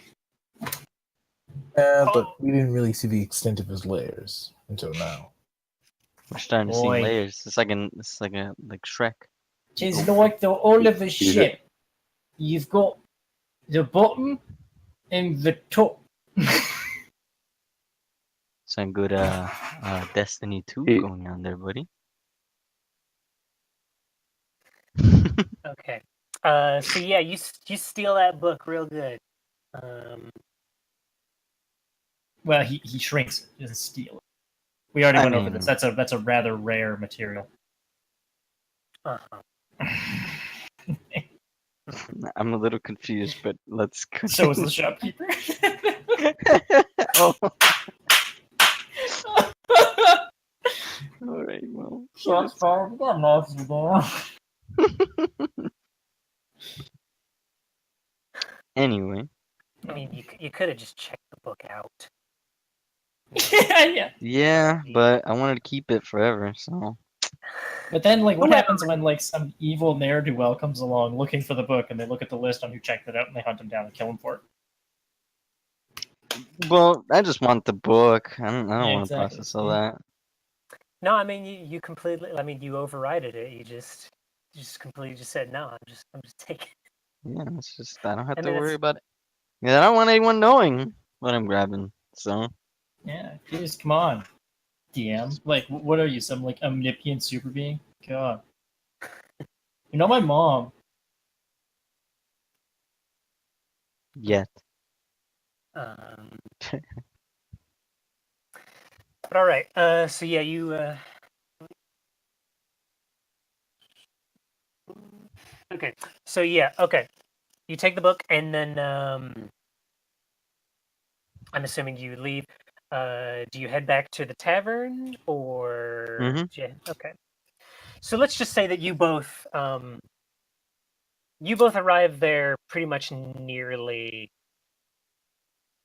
You get there before he does, but like he gets there pretty soon after. So, so you walk in, and then you see your other compatriot, because Alabaster would be the only one still Passed in out. there. Actually, you know what I want to say? While you were out checking that book, Alabaster, would you have been playing your instrument? Yes. Making that money. Okay. While you were doing so,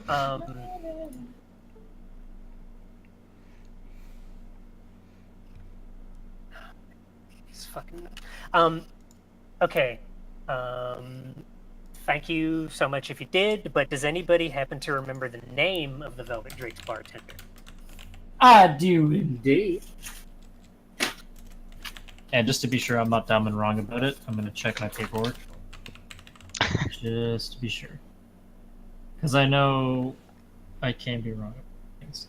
It is Eco. Okay, I was close on my initial guess. Eco, Ikko. She is the owner of the Velvet Drake and a most saucy dragoness.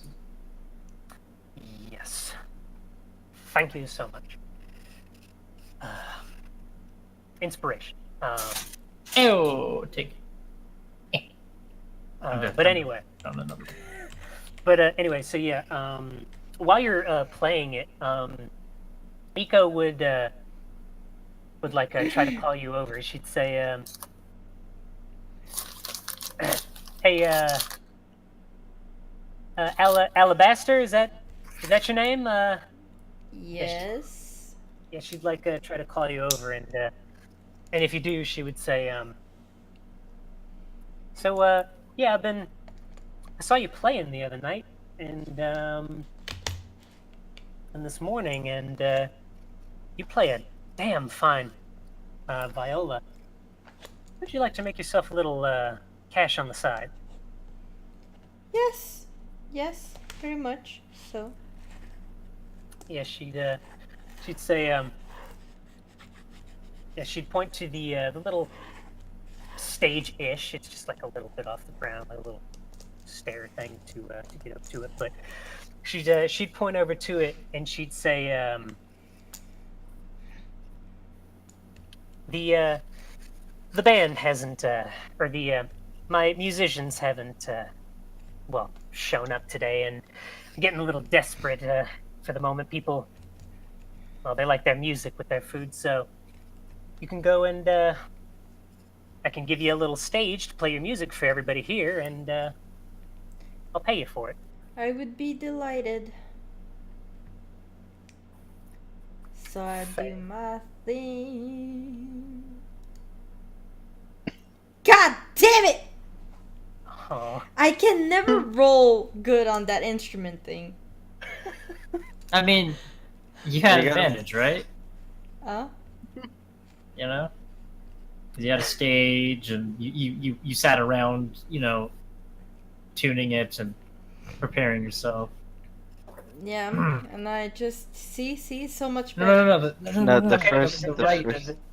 that's the. See, we don't have to worry. See, in Hoff's game, we have to actually roll twice, but in this game, that second number right there is your advantage. If you had it, it rolls. If you yeah. Okay. So, you know what? I would absolutely agree. You spend every fucking waking minute playing this thing. Like, you should absolutely at this point, like, Well, not You always. know what She you can do. have a bad Well, performance. you can have a bad day, absolutely, but you spent the night playing it, a majority of it, and Yep. you have a song down, we'll say, that you know you're going to play. So, all right. So yeah, let's say that you're playing, and you're playing some fucking some killer mellow jams on that thing, and we see the other crew members first. I'm playing a song of the sea. Ah, beautiful. Yeah.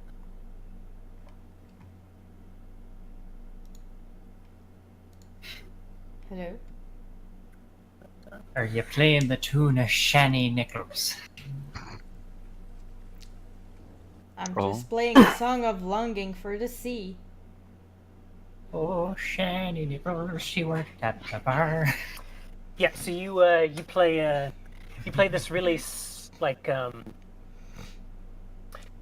this kind of really serene, calming melody that becomes somber and picks up on on a few occasions, and the other crew members come in as you're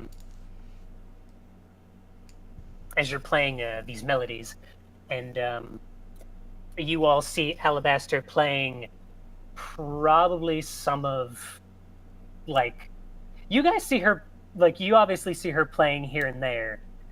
This is a full-on song that she's been working on, like, through all of her playing here and there, or a song that she knows, and it is gorgeous sounding. Everybody is immediately put at ease as they walk in. It's beautiful, and you've even amassed a small crowd who like with their chairs and their tables like gather to watch you perform. And,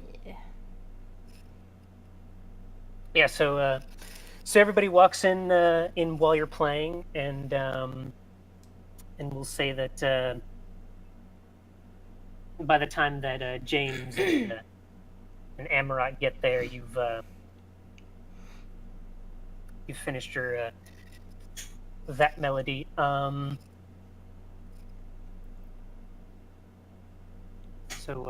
So yeah, you can you guys come in. So You James, mean the door opens, and then like a couple seconds later, Amarok steps through? yeah, Because I'm so short. right. The door just swings open by a gust of wind. And... So while Wellspur is playing her little tune, did you you wanted to talk to James wanted to talk to Silver about his to Menadora. Menadora, roll perception Silver. for me. Oh, so I'm officially in the tavern with all you guys? I'm assuming. Yeah, everybody's here now. Okay. Want to roll perception? Yeah, for get the your bad jar? roll out of the way first. We need your good one for the arcane stuff. And before Oh he my rolls a god. 20. How? Wait. So I have a question actually, because I have So- passive perception. I would have a 16 because I have a plus I have 5 a on passive 23 for perception stealth. because of observing. I have First a off, 20 for myself. for passive perception. My stealth is 23 right now. I'm just wondering if you see me sneak up on you because I want to pull you away. I just want to do a little Oh. perception. Oh. That still Okay. doesn't change my question though. Before we get to it, I just Your passive perception is not high enough to see me. I mean, if you rolled the 23, unless I rolled a nat 20, it is impossible for me to see you regardless. Yeah. Apparently. So I sneak under the tables, and I tap Menadora very feverishly on the leg. What the heck was this little runt? What the hell's pressing against my leg? Oh, And then I sneak around and I kind of start moving off to the stairwell and beckoning. it's this little rascal. All right, I'll see what you got to say. I'm following. All I right. scamper up the stairs. I go to Amarok's room,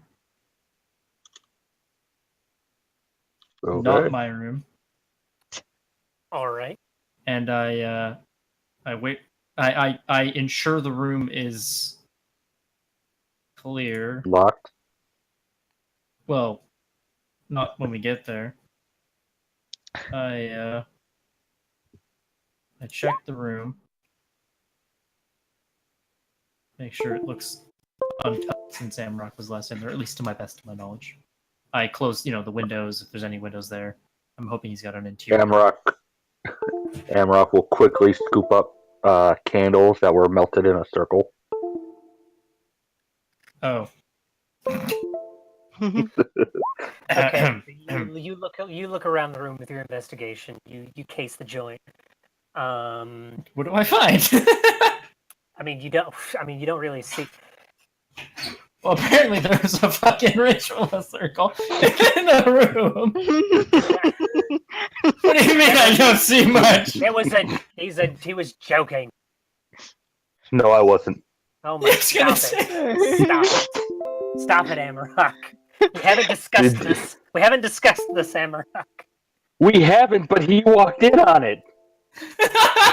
God damn it! He picked the room. I didn't tell him to go there. He went there. That's unfortunately Scooping true. them up.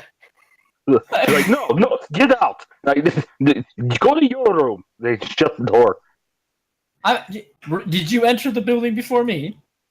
No, I came in behind you, like then you said. I go into your room. Oh my. All right. We obviously need to set up some actions here. So fucking James goes over to Menador. While you're doing that, And in Amarok, what passing, you I do- head up to Yeah. the room. My door was locked. Did you pick the lock? Sure, let's go. Oh, Jesus Christ. Oh my god. Easy.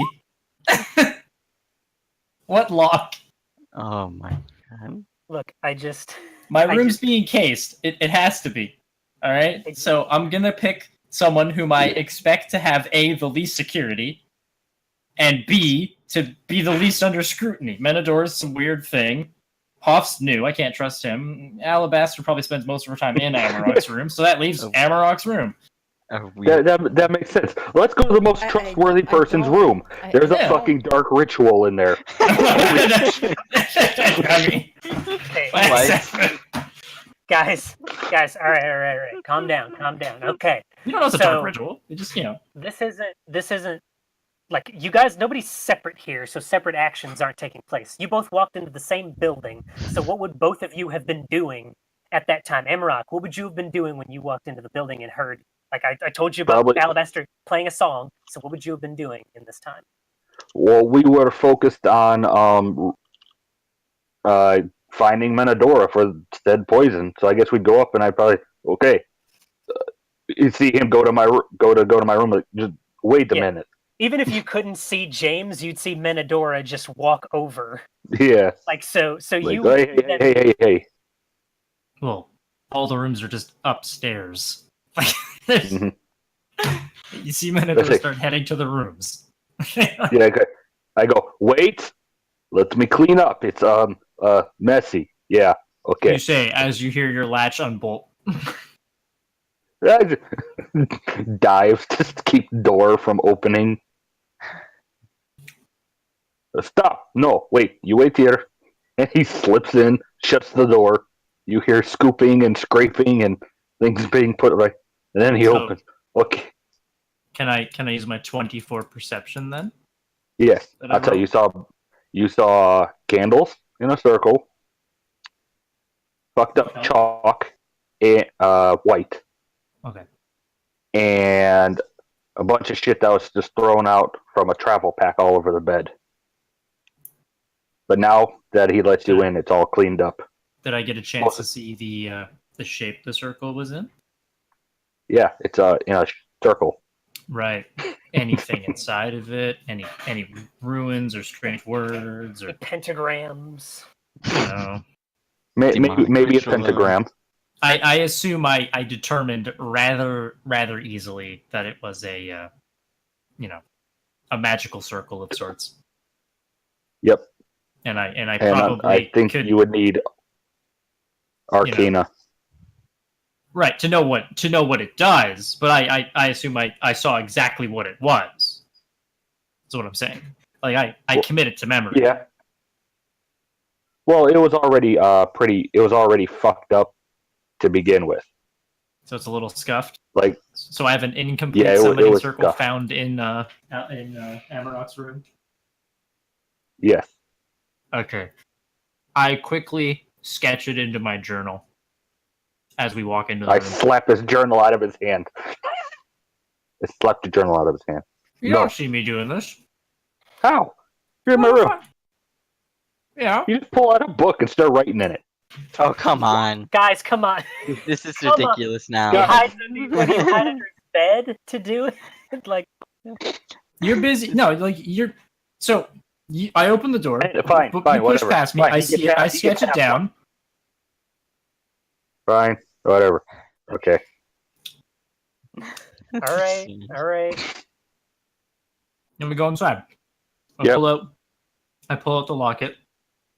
I pull a stool over because fuck, the table's too tall. And I put the locket on the stool.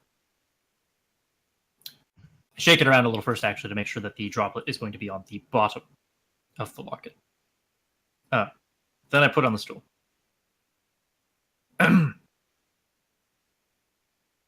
All right. What do you know about poisons? This is where I ask again. How does observant work against it? Because I can also do a +5 in passive intelligence investigation. Does that also apply the same as it would for like passive wisdom, except instead for perception it would be investigation? Observant as in the feat? Yes. Is it? How'd you is get it a that? feat? It is part of. I picked it up. Crud, I have Okay, it so written you're down. Human variant. Yeah, so Oh, you're a okay. Yeah, human. cool. Yeah, human. Yeah. All right. That would put me at. That would put me at 20. Just naturally, I believe. 24. That's why I want. That's why I wanted to ask. Like, I don't know exactly how the Yeah, what's the passive 20? system- Let me Well- look. Does it start at 10 and then go up from there? Yeah. Your 10 And I have- 10's base for passive things. 10 Okay, plus. then I have 5 plus my modifier and proficiency, and then +5 for observant. Yeah, you have 10 plus. Are you talking about for like perception, passive perception? Investigation. Is there No, a passive perception I have. investigation? That's at least what the description for observant says. You have a +5 bonus to your passive wisdom, which is perception, and passive intelligence, which is investigation scores. Okay. That's why I'm asking, because there's no Yeah. thing for it, but Then the fact that the observant feat mentions it. yeah, then it would just be it'd be 10 plus 5 for observance, or 15 plus whatever your investigation ability is. Which is 5. So So then, yeah, naturally, you have a passive of 20 in that. You are very good at putting things together. Just naturally, without even like that's the passive perception and investigation in this case rolls are just basically like that's your character's just kind of ambient perceptiveness. Like that's your level of just like you just being in a place, not specifically looking for anything in particular. When you roll is when you're like, I look for this. I want to, okay. the point of the passive is just sort of DM to be like say like you walk into a room and there's a creature hiding in the room, and you're just like, well, I go in the room. It's like, okay, passive perception versus this thing stealth roll. Whereas if you're like, I peek into the room, it's like, okay, well, he's looking for stuff. Does he, roll perception to see if you see the creature, right? Okay. That's the difference. So if you don't in your case, you should avoid explicitly stating that you're looking for stuff because your passive is so high, which is kind of weird, but yeah. Listen, I have to have something, okay? So, I guess Okay. back to it. What's the... Okay, so you would need to actually you would need to look at it, and if you want to find out anything about it or learn about it, then you would have to roll an investigation. Dang, what the heck is the purpose of passive investigation then? Yeah. This is kind of the problem I have with that as well. It's like if your passive value Because gets investigation gets itself is supposed to be looking further into the object. right, but what I'm saying is like if your Right. passive value is so high, like you never want to not use it. Right? Yeah. Like It's so confusing. yeah. Because So if you have a GM, +5, you need to roll You- a 15 or higher to beat your passive investigation value. yeah, which kind of feels like it defeats my purpose. Seems foolish. You only need to do that 25% of the time or less. But, Sir DM, what's your Uh-huh. final verdict? Roll. Alright. I mean, you See, still have this Oh, is why I hate rolling. Oh my god. Look, guys. All right, so tell me what Okay. happened. It's fine. It happened. So what can I do? Well, You accidentally poisoned yourself. yeah, that's an outcome for sure. I'm gonna look into the passive stuff though, just to be sure about this. This is the exact reason why I hate luck. It's not your fault, Silly. Look, this is also the players themselves don't even need to do this. This is why there are other people who can look into things like this for someone. Menadara has insanely good investigative abilities, though. That was on Well, I purpose mean- too. Also, we don't know who we can trust. People just blow dart Regardless. at people. You make the final decision. I'll follow it. Say okay. You asked me to roll. I rolled. That's what I got. Unfortunately, we'll go along with it. Well, I think observing gives you more stuff than that. I wrote down no, everything. It doesn't. No, it doesn't. Never mind. It gives like 3 things, Yeah. which they've already been accounted for.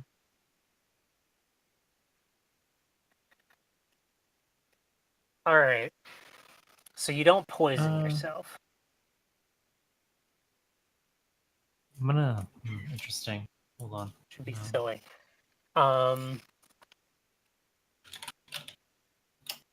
Looking at this, whether it's just, I mean, you're distracted from, really being just absorbed into now this whole new thing with Arusha and all that business, and just so many things you have to research as it is.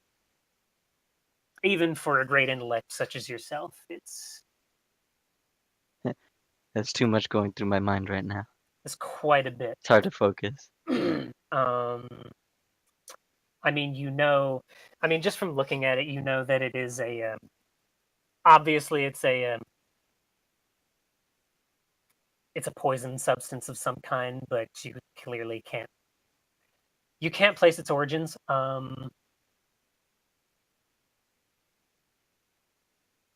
Yeah. That being said, oh, never mind. Never mind. Go ahead. Sorry. What did you want to say? What is it?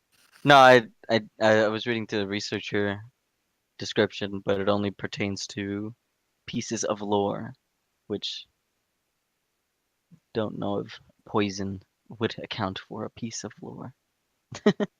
Yeah. Okay. You know what? So, just to finally finish up, so the general consensus on the passive thing is that it's the always on state. This is what your character is always aware of.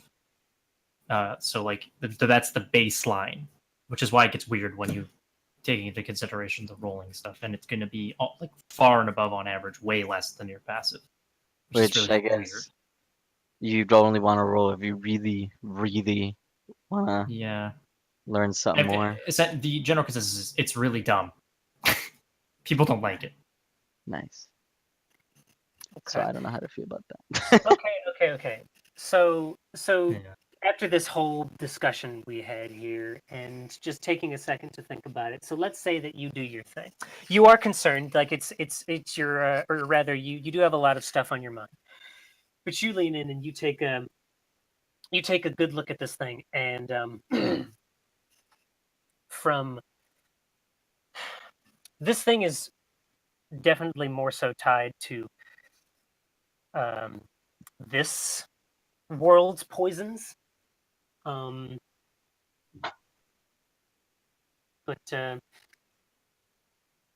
and you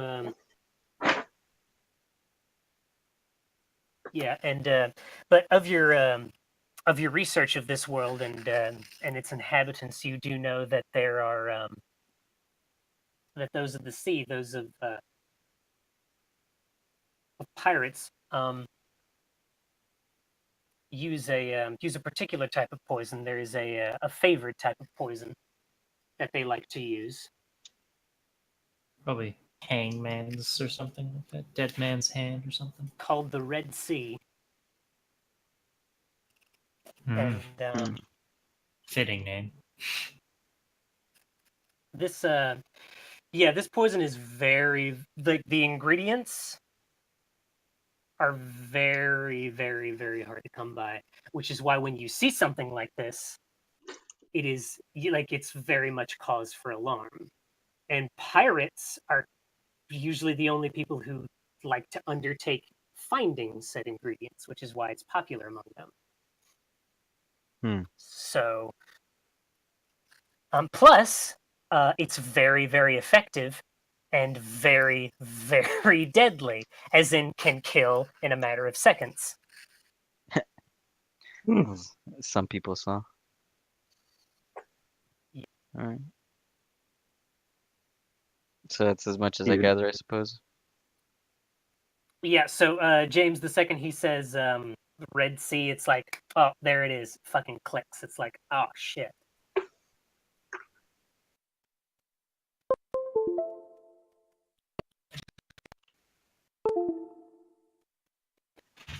Do you have some enemies we need to know about? You know, live a life like mine, you're bound to make some friends. Well, considering the fact that, someone particular is using a familiar poison to this gentleman, there's a high chance of that, it seems. Okay, do you know anybody we can go and, talk to about this, or is it the needle in the haystack? That's where I would ask if my researcher skill would come into play or not. Try a gold coin in a sunken ship.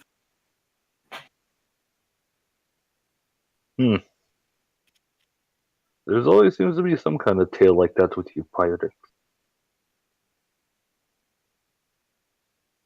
I mean, So, you asked about needle in a haystack, you know.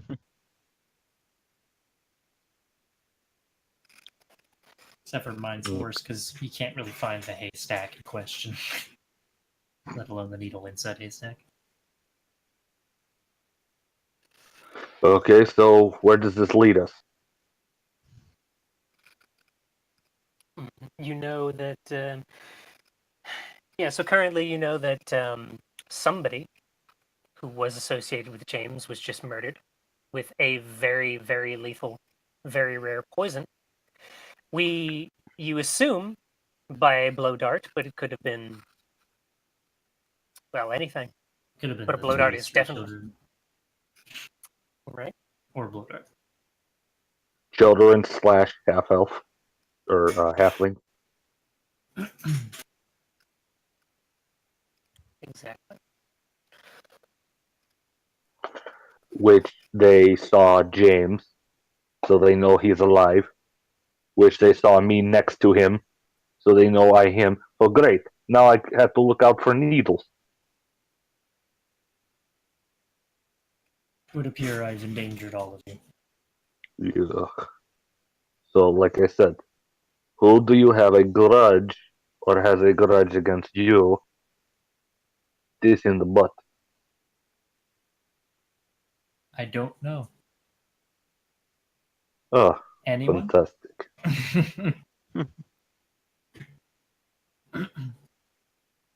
That's a great question. I close the locket. I pocket it. I say sorry. I'll darken your doorsteps no more. And I leave.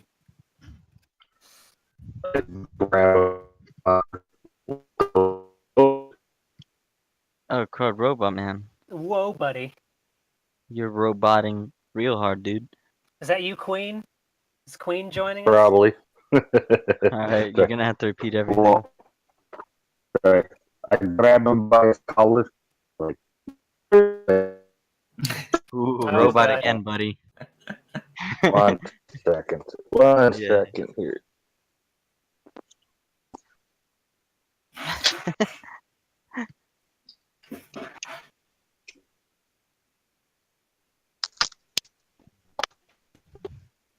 Testing. 1, 2, 3.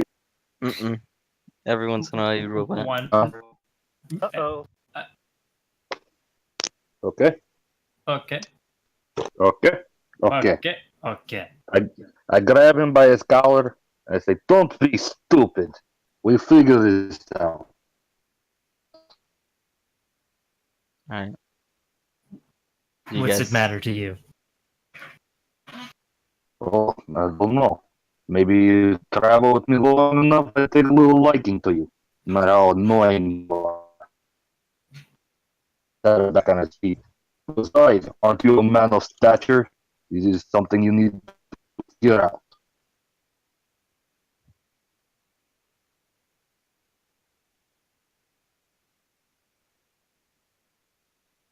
Yes?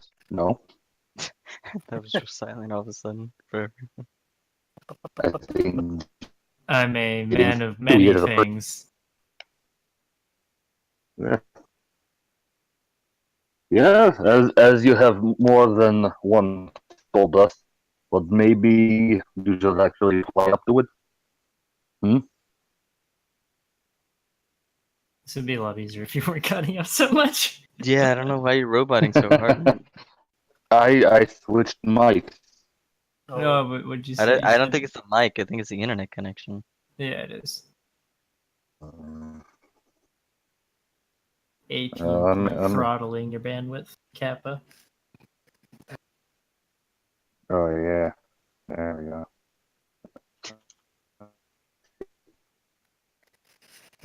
All right.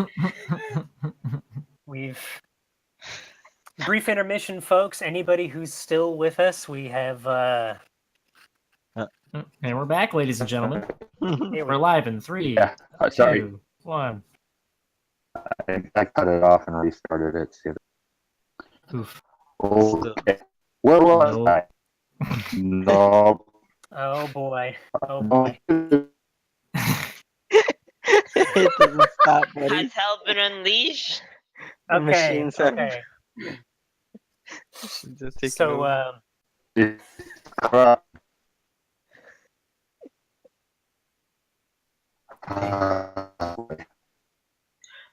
I think we didn't praise the great Machina enough. Okay. all right. Okay. How's this? Um, Yes, no. Hello. Kirk. so Turquoise. far. Good so far. Okay. Well, I gotta saying. Fuck. I completely lost my spot with all that. You were Had him grabbed by the scruff. I'll darken your hardships no more. Grab you by the scruff. Grab him by a scruff and say, "What do you think you're doing? We'll figure this out. I thought you were a man of stature." and then I am a man of many things. And what's it to you, anyways? I allude back to this morning when I asked you roughly the same line of questions. Well, you've been hanging out around me long enough. I don't know. Maybe I'll take a liking to your little smelly self.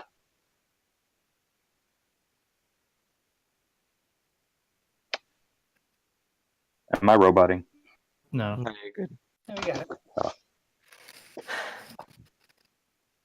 A tense silence takes hold of the room as a confrontation between two compatriots takes place.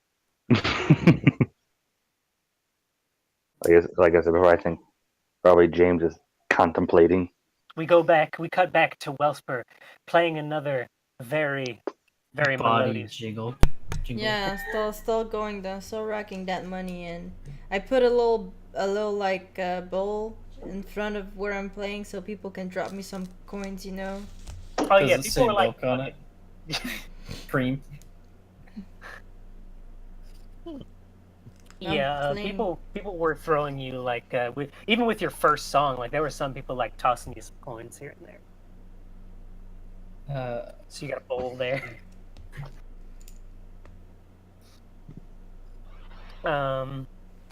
So how does James respond?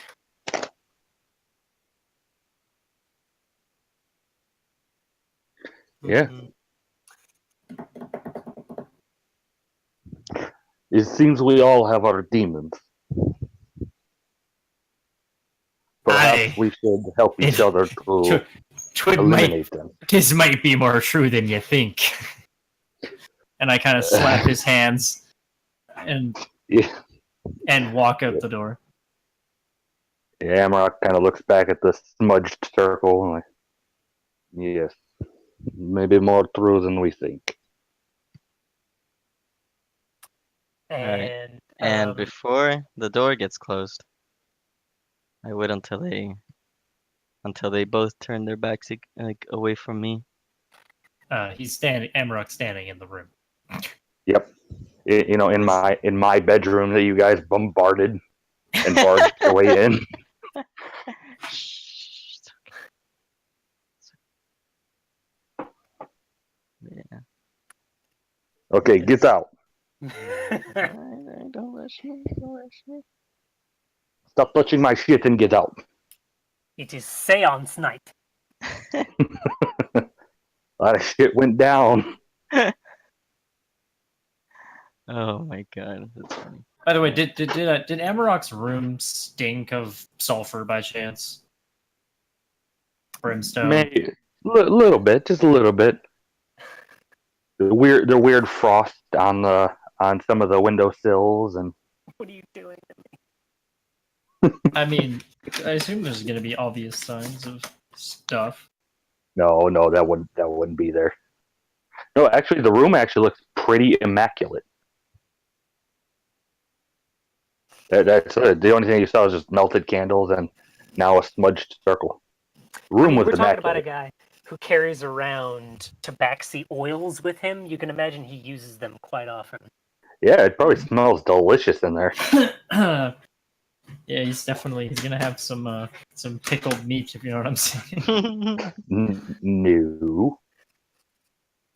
But well, what did you want to do, Wellsboro? Did you just want to do something in his room and hope he walked off? Who? Who? Menadora, I'm sorry. Whoa, buddy.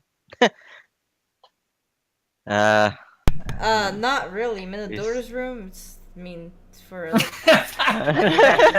This game of telephone is getting out of hand. Okay, wow. Menadora, yeah. Did you want to do anything, or we're not doing that anymore? Guess it might not be doable. Did you want some time with his circle? Maybe. It's a smudge right now. With a 20 There's some- investigation, I'm pretty sure he could recreate it. Yeah, I just threw him like a really No. big bone with that. So, but okay. But yeah, I guess I start however- hitting out slightly. James goes to his room and he writes up some letters. And then, that does take some time, so. Okay. Anybody James. else wants to act? Yeah. Big sigh of relief. How long do you stand around the door again? Until you leave. Alright. How short am I again? Not that short. Yet. I love that through this whole thing, nobody's like. I get you're assuming, but nobody's even tried to like ask him like, "Hey, what's up with the circle?" I'd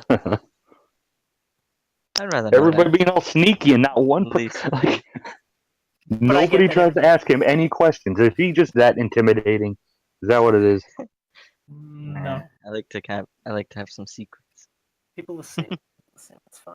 But okay, so we get a cute little thing between Menno and Amarok, where Menno just waits outside his door for Amarok to leave. And then we. Go ahead. Sorry, but then we well, actually, it would be Menadora and Arusha, because Arusha's right there with you. Oh, good. Did she throw out all this actually? She follows you everywhere, dog. Oh dang. It's like a party member. She is your personal. She fuses into you during dialogue. Arusha joins the party and just like merges in. Like old school games. I have it as an auto assumption now that Arusha's pretty much just going to follow her master everywhere. So, I'm gonna keep forgetting that. And I'm the dog person. So, I guess I'll just say it. That stealth roll is me opening the window of my room. I know some people heard that. well, Okay. Are you saying some people need to roll perception? Because there's a certain dog person who's now alone in his room, cleaning up all evidence.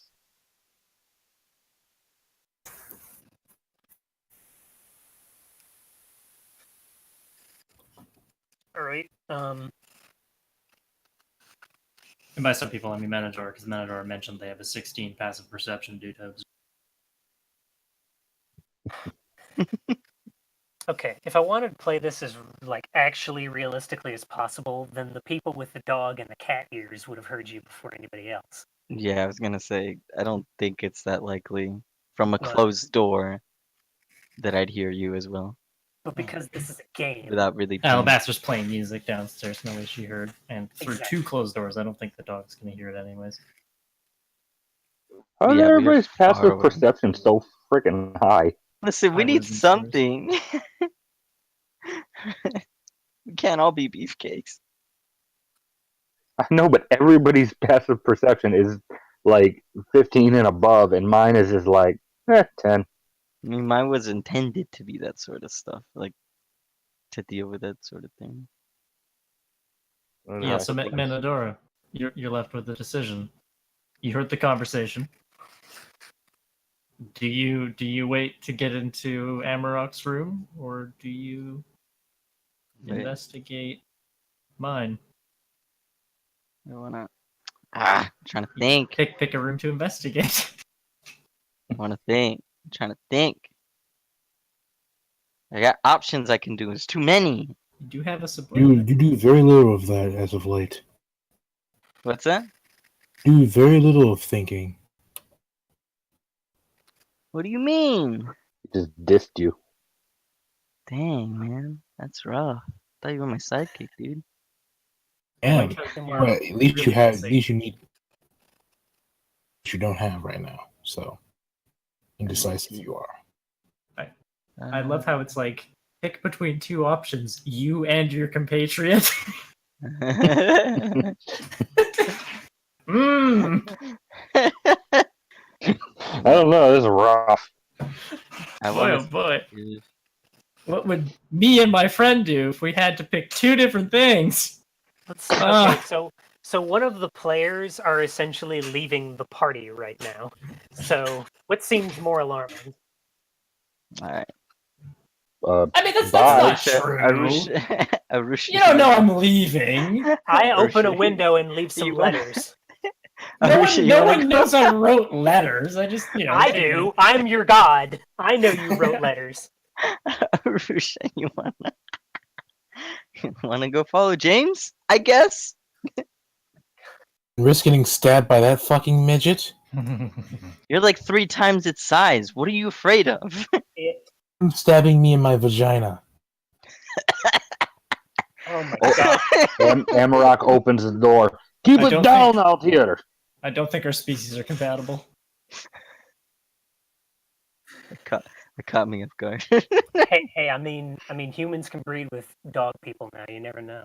Yeah, but I'm a halfling. I'm already a Supposedly. human breeded You're with something human. else. I don't think it works twice. Either way, I think that man is bad news. Yeah, well, It Someone definitely needs is. to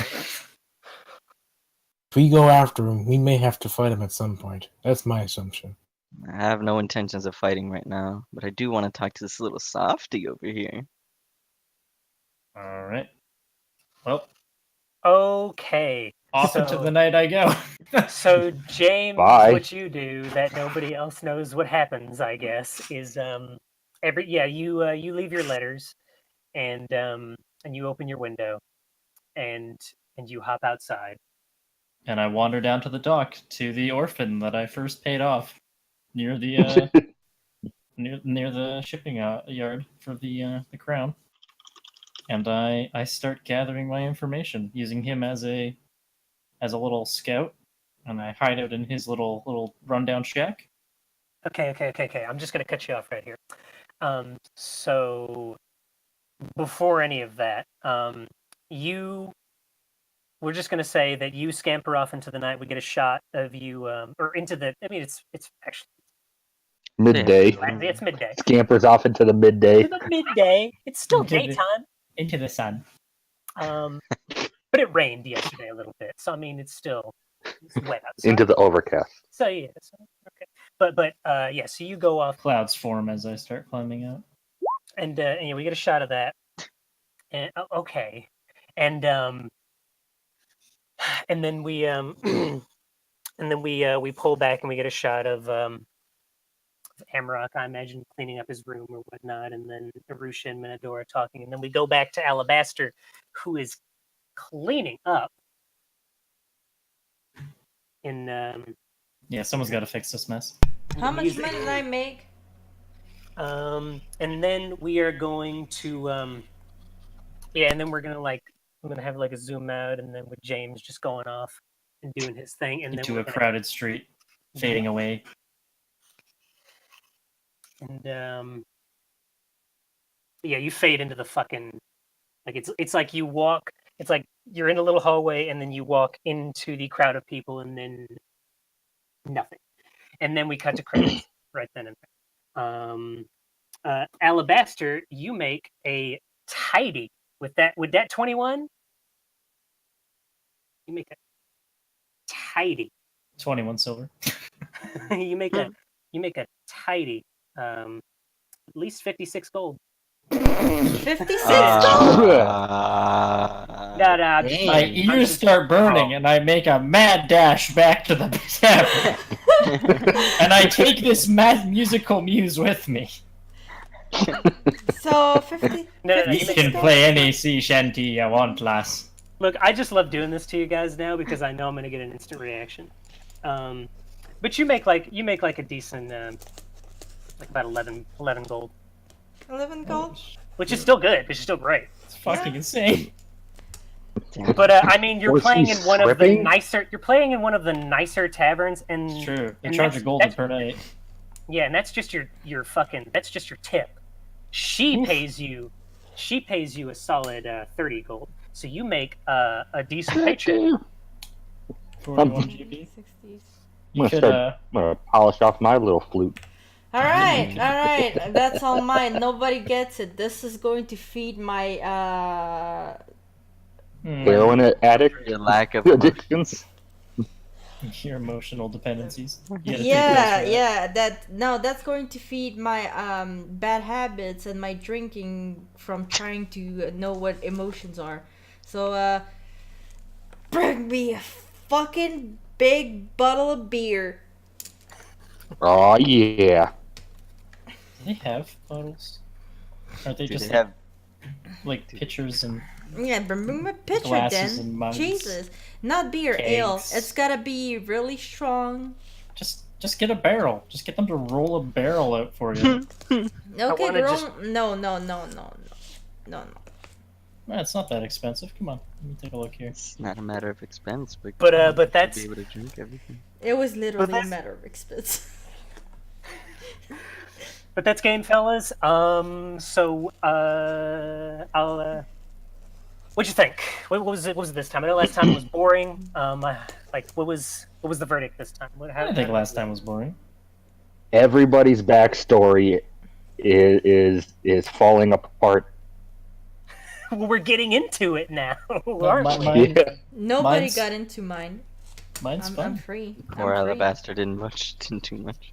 Well, I mean, to be fair, Alabaster's backstory is pretty straightforward. You don't know about it. Yeah, we dipped in the mine accidentally. What? Listen,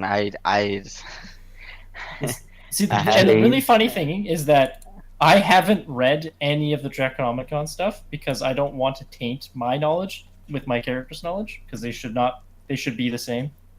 So me picking your room was literally because I thought personally, as James, that was the room to pick. And then you mentioned that, and I went, "Oh my God, yes!"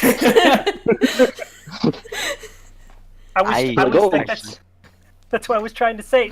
Are you sure? Are you positive? Like that's the best room to go to.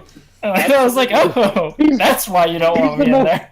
So that's why He's the you most said law-abiding something. guy. That's why you said something about me spending time in Namarok's room. Because if you read Draconomicon, I'm always in my room by myself, playing Yeah, music. I don't know. Like my character shouldn't know those things. So I'm not gonna risk my own meta knowledge tainting that because I already ruin everything for myself. So I don't want to make it worse.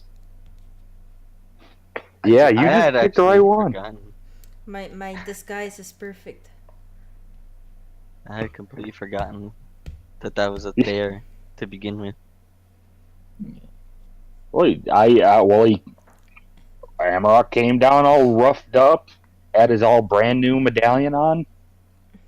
Everybody I kind of just figured you had a sexual conquest with Alabaster. Oh my God. my No, a god! sexual falling out. One of the two. Alabaster is a goddamn virgin. Oh, sure Well- she is. None of us know any of this, You could have just asked her. but it wasn't. But would she even tell us the truth? Yes, she would literally. She's very straightforward. If she doesn't want to say something, she will say she doesn't want to say it, just like she did with Arusha. There's nothing Yeah, stopping but- you guys from doing a fucking insight check into Alabaster. you know, if Yeah. you wanted her to lie to you. Who would believe that she's a virgin? She runs up and gropes people's titties. That's the whole Just point, bro. random. Squeezes That's the whole asses, point. Who would believe that? But that's the whole point. You guys fell into it. Whore! Whore! Oh my god. Someone dragged the dog away. I think For he's got all you me. know, I could just be looking for suitable wives for my overlord to marry and produce more. Raw. Is that what we're Yeah. calling it now? Yeah. All right. Okay. So James, yes. I will. Unless there's more, if you want to talk to me about anything with that, please. Well, please let me basically, my know, thing is I because want to holy shit. get away from hurting more people. Because as mentioned in my thing I sent to you, at least one of the reasons, as you know, there's a reason within there as to why I don't want these people being hurt. And then there's another reason as to why I want to stay, obviously. Mhm. So yeah, I'm gonna go hole up down in that little orphan's place as my lair for now, and I'll use my network of spies, and I will find this person. And Yeah, I will you guys are exact- good. I'll just go enjoy Benjamin. my gold. or I'll die. One of the two. I'm sure you'll be fine. What's up to you? I- I don't want to throw away the character yet, but I am willing to have this character die. Dang. Yeah. Oh no, believe me. I think this is fine. The only thing that I was just that I like my main point about that is just that the path that I've set for this can still be carried out, but I've got to change a few inner workings now. So with this information, but yeah. So I suppose James is no longer currently with the party until somebody goes and gets him, but wherever he might be. We don't know where he went. Exactly. Hey, So, while You I- also don't know if I left. While Yeah, I'm at it, technically. can I sell those stupid bottles filled with like strange liquid oil, whatever the fuck it is, making them believe these are some very exquisite tobacco that I will never get anywhere else, and that they're extremely good for the skin? How So, much can I perfume sell vials? that? Are Kind of. you gonna get perfume vials or flasks for oil? One of these will look a lot nicer than the other. One of them also costs a lot more. Perfume vial. Perfume vials are 5 GP. They are full when you buy them, though. Well, I have these bottles, and I just want to make it believe people, and I want No. to use my I want to use my second identity for that. You have a second identity. Yes, I do. Not cat person bard. Yes, I do. It's my persona. I have a It's second. just my persona. Do I really have to remind you? I'm a charlatan. And I have a second identity. No, that comes I with it. remind you. It's the way you mention it that makes me laugh. but yeah, so I'm gonna skedaddle. Yeah, everybody had a Wow. good time then. Yeah, we actually ended before time. And on an interesting note, things Mhm. things are kind of shaking out, so to speak. Right. How about that Good, lamb's good. meat though? Yeah. Yeah, Gonna fuck shake things that. up even more. Assassination Fuck likely that. will happen. Magical explosions probably. Everyone will die. Huge blame going Deal. around. Demon summoning from 3 different people in the party. I was Yeah, born. fuck that Mine, Lance. I'm out not. of here. I'm not summoning a demon. Mine. Release I mean, one. you could have been the one to confront me in my room. It could have been fun. I could have been, but I had no interest in it until you continued to push against No. it. No, Arusha. Oh yeah, said I they were wanted. bored. They could have been the one to confront me. In my room. I wanted her to. Could have stopped me from going to my room too. I'll be honest, I forgot. Listen, I forget that it's assumed that she's following me now.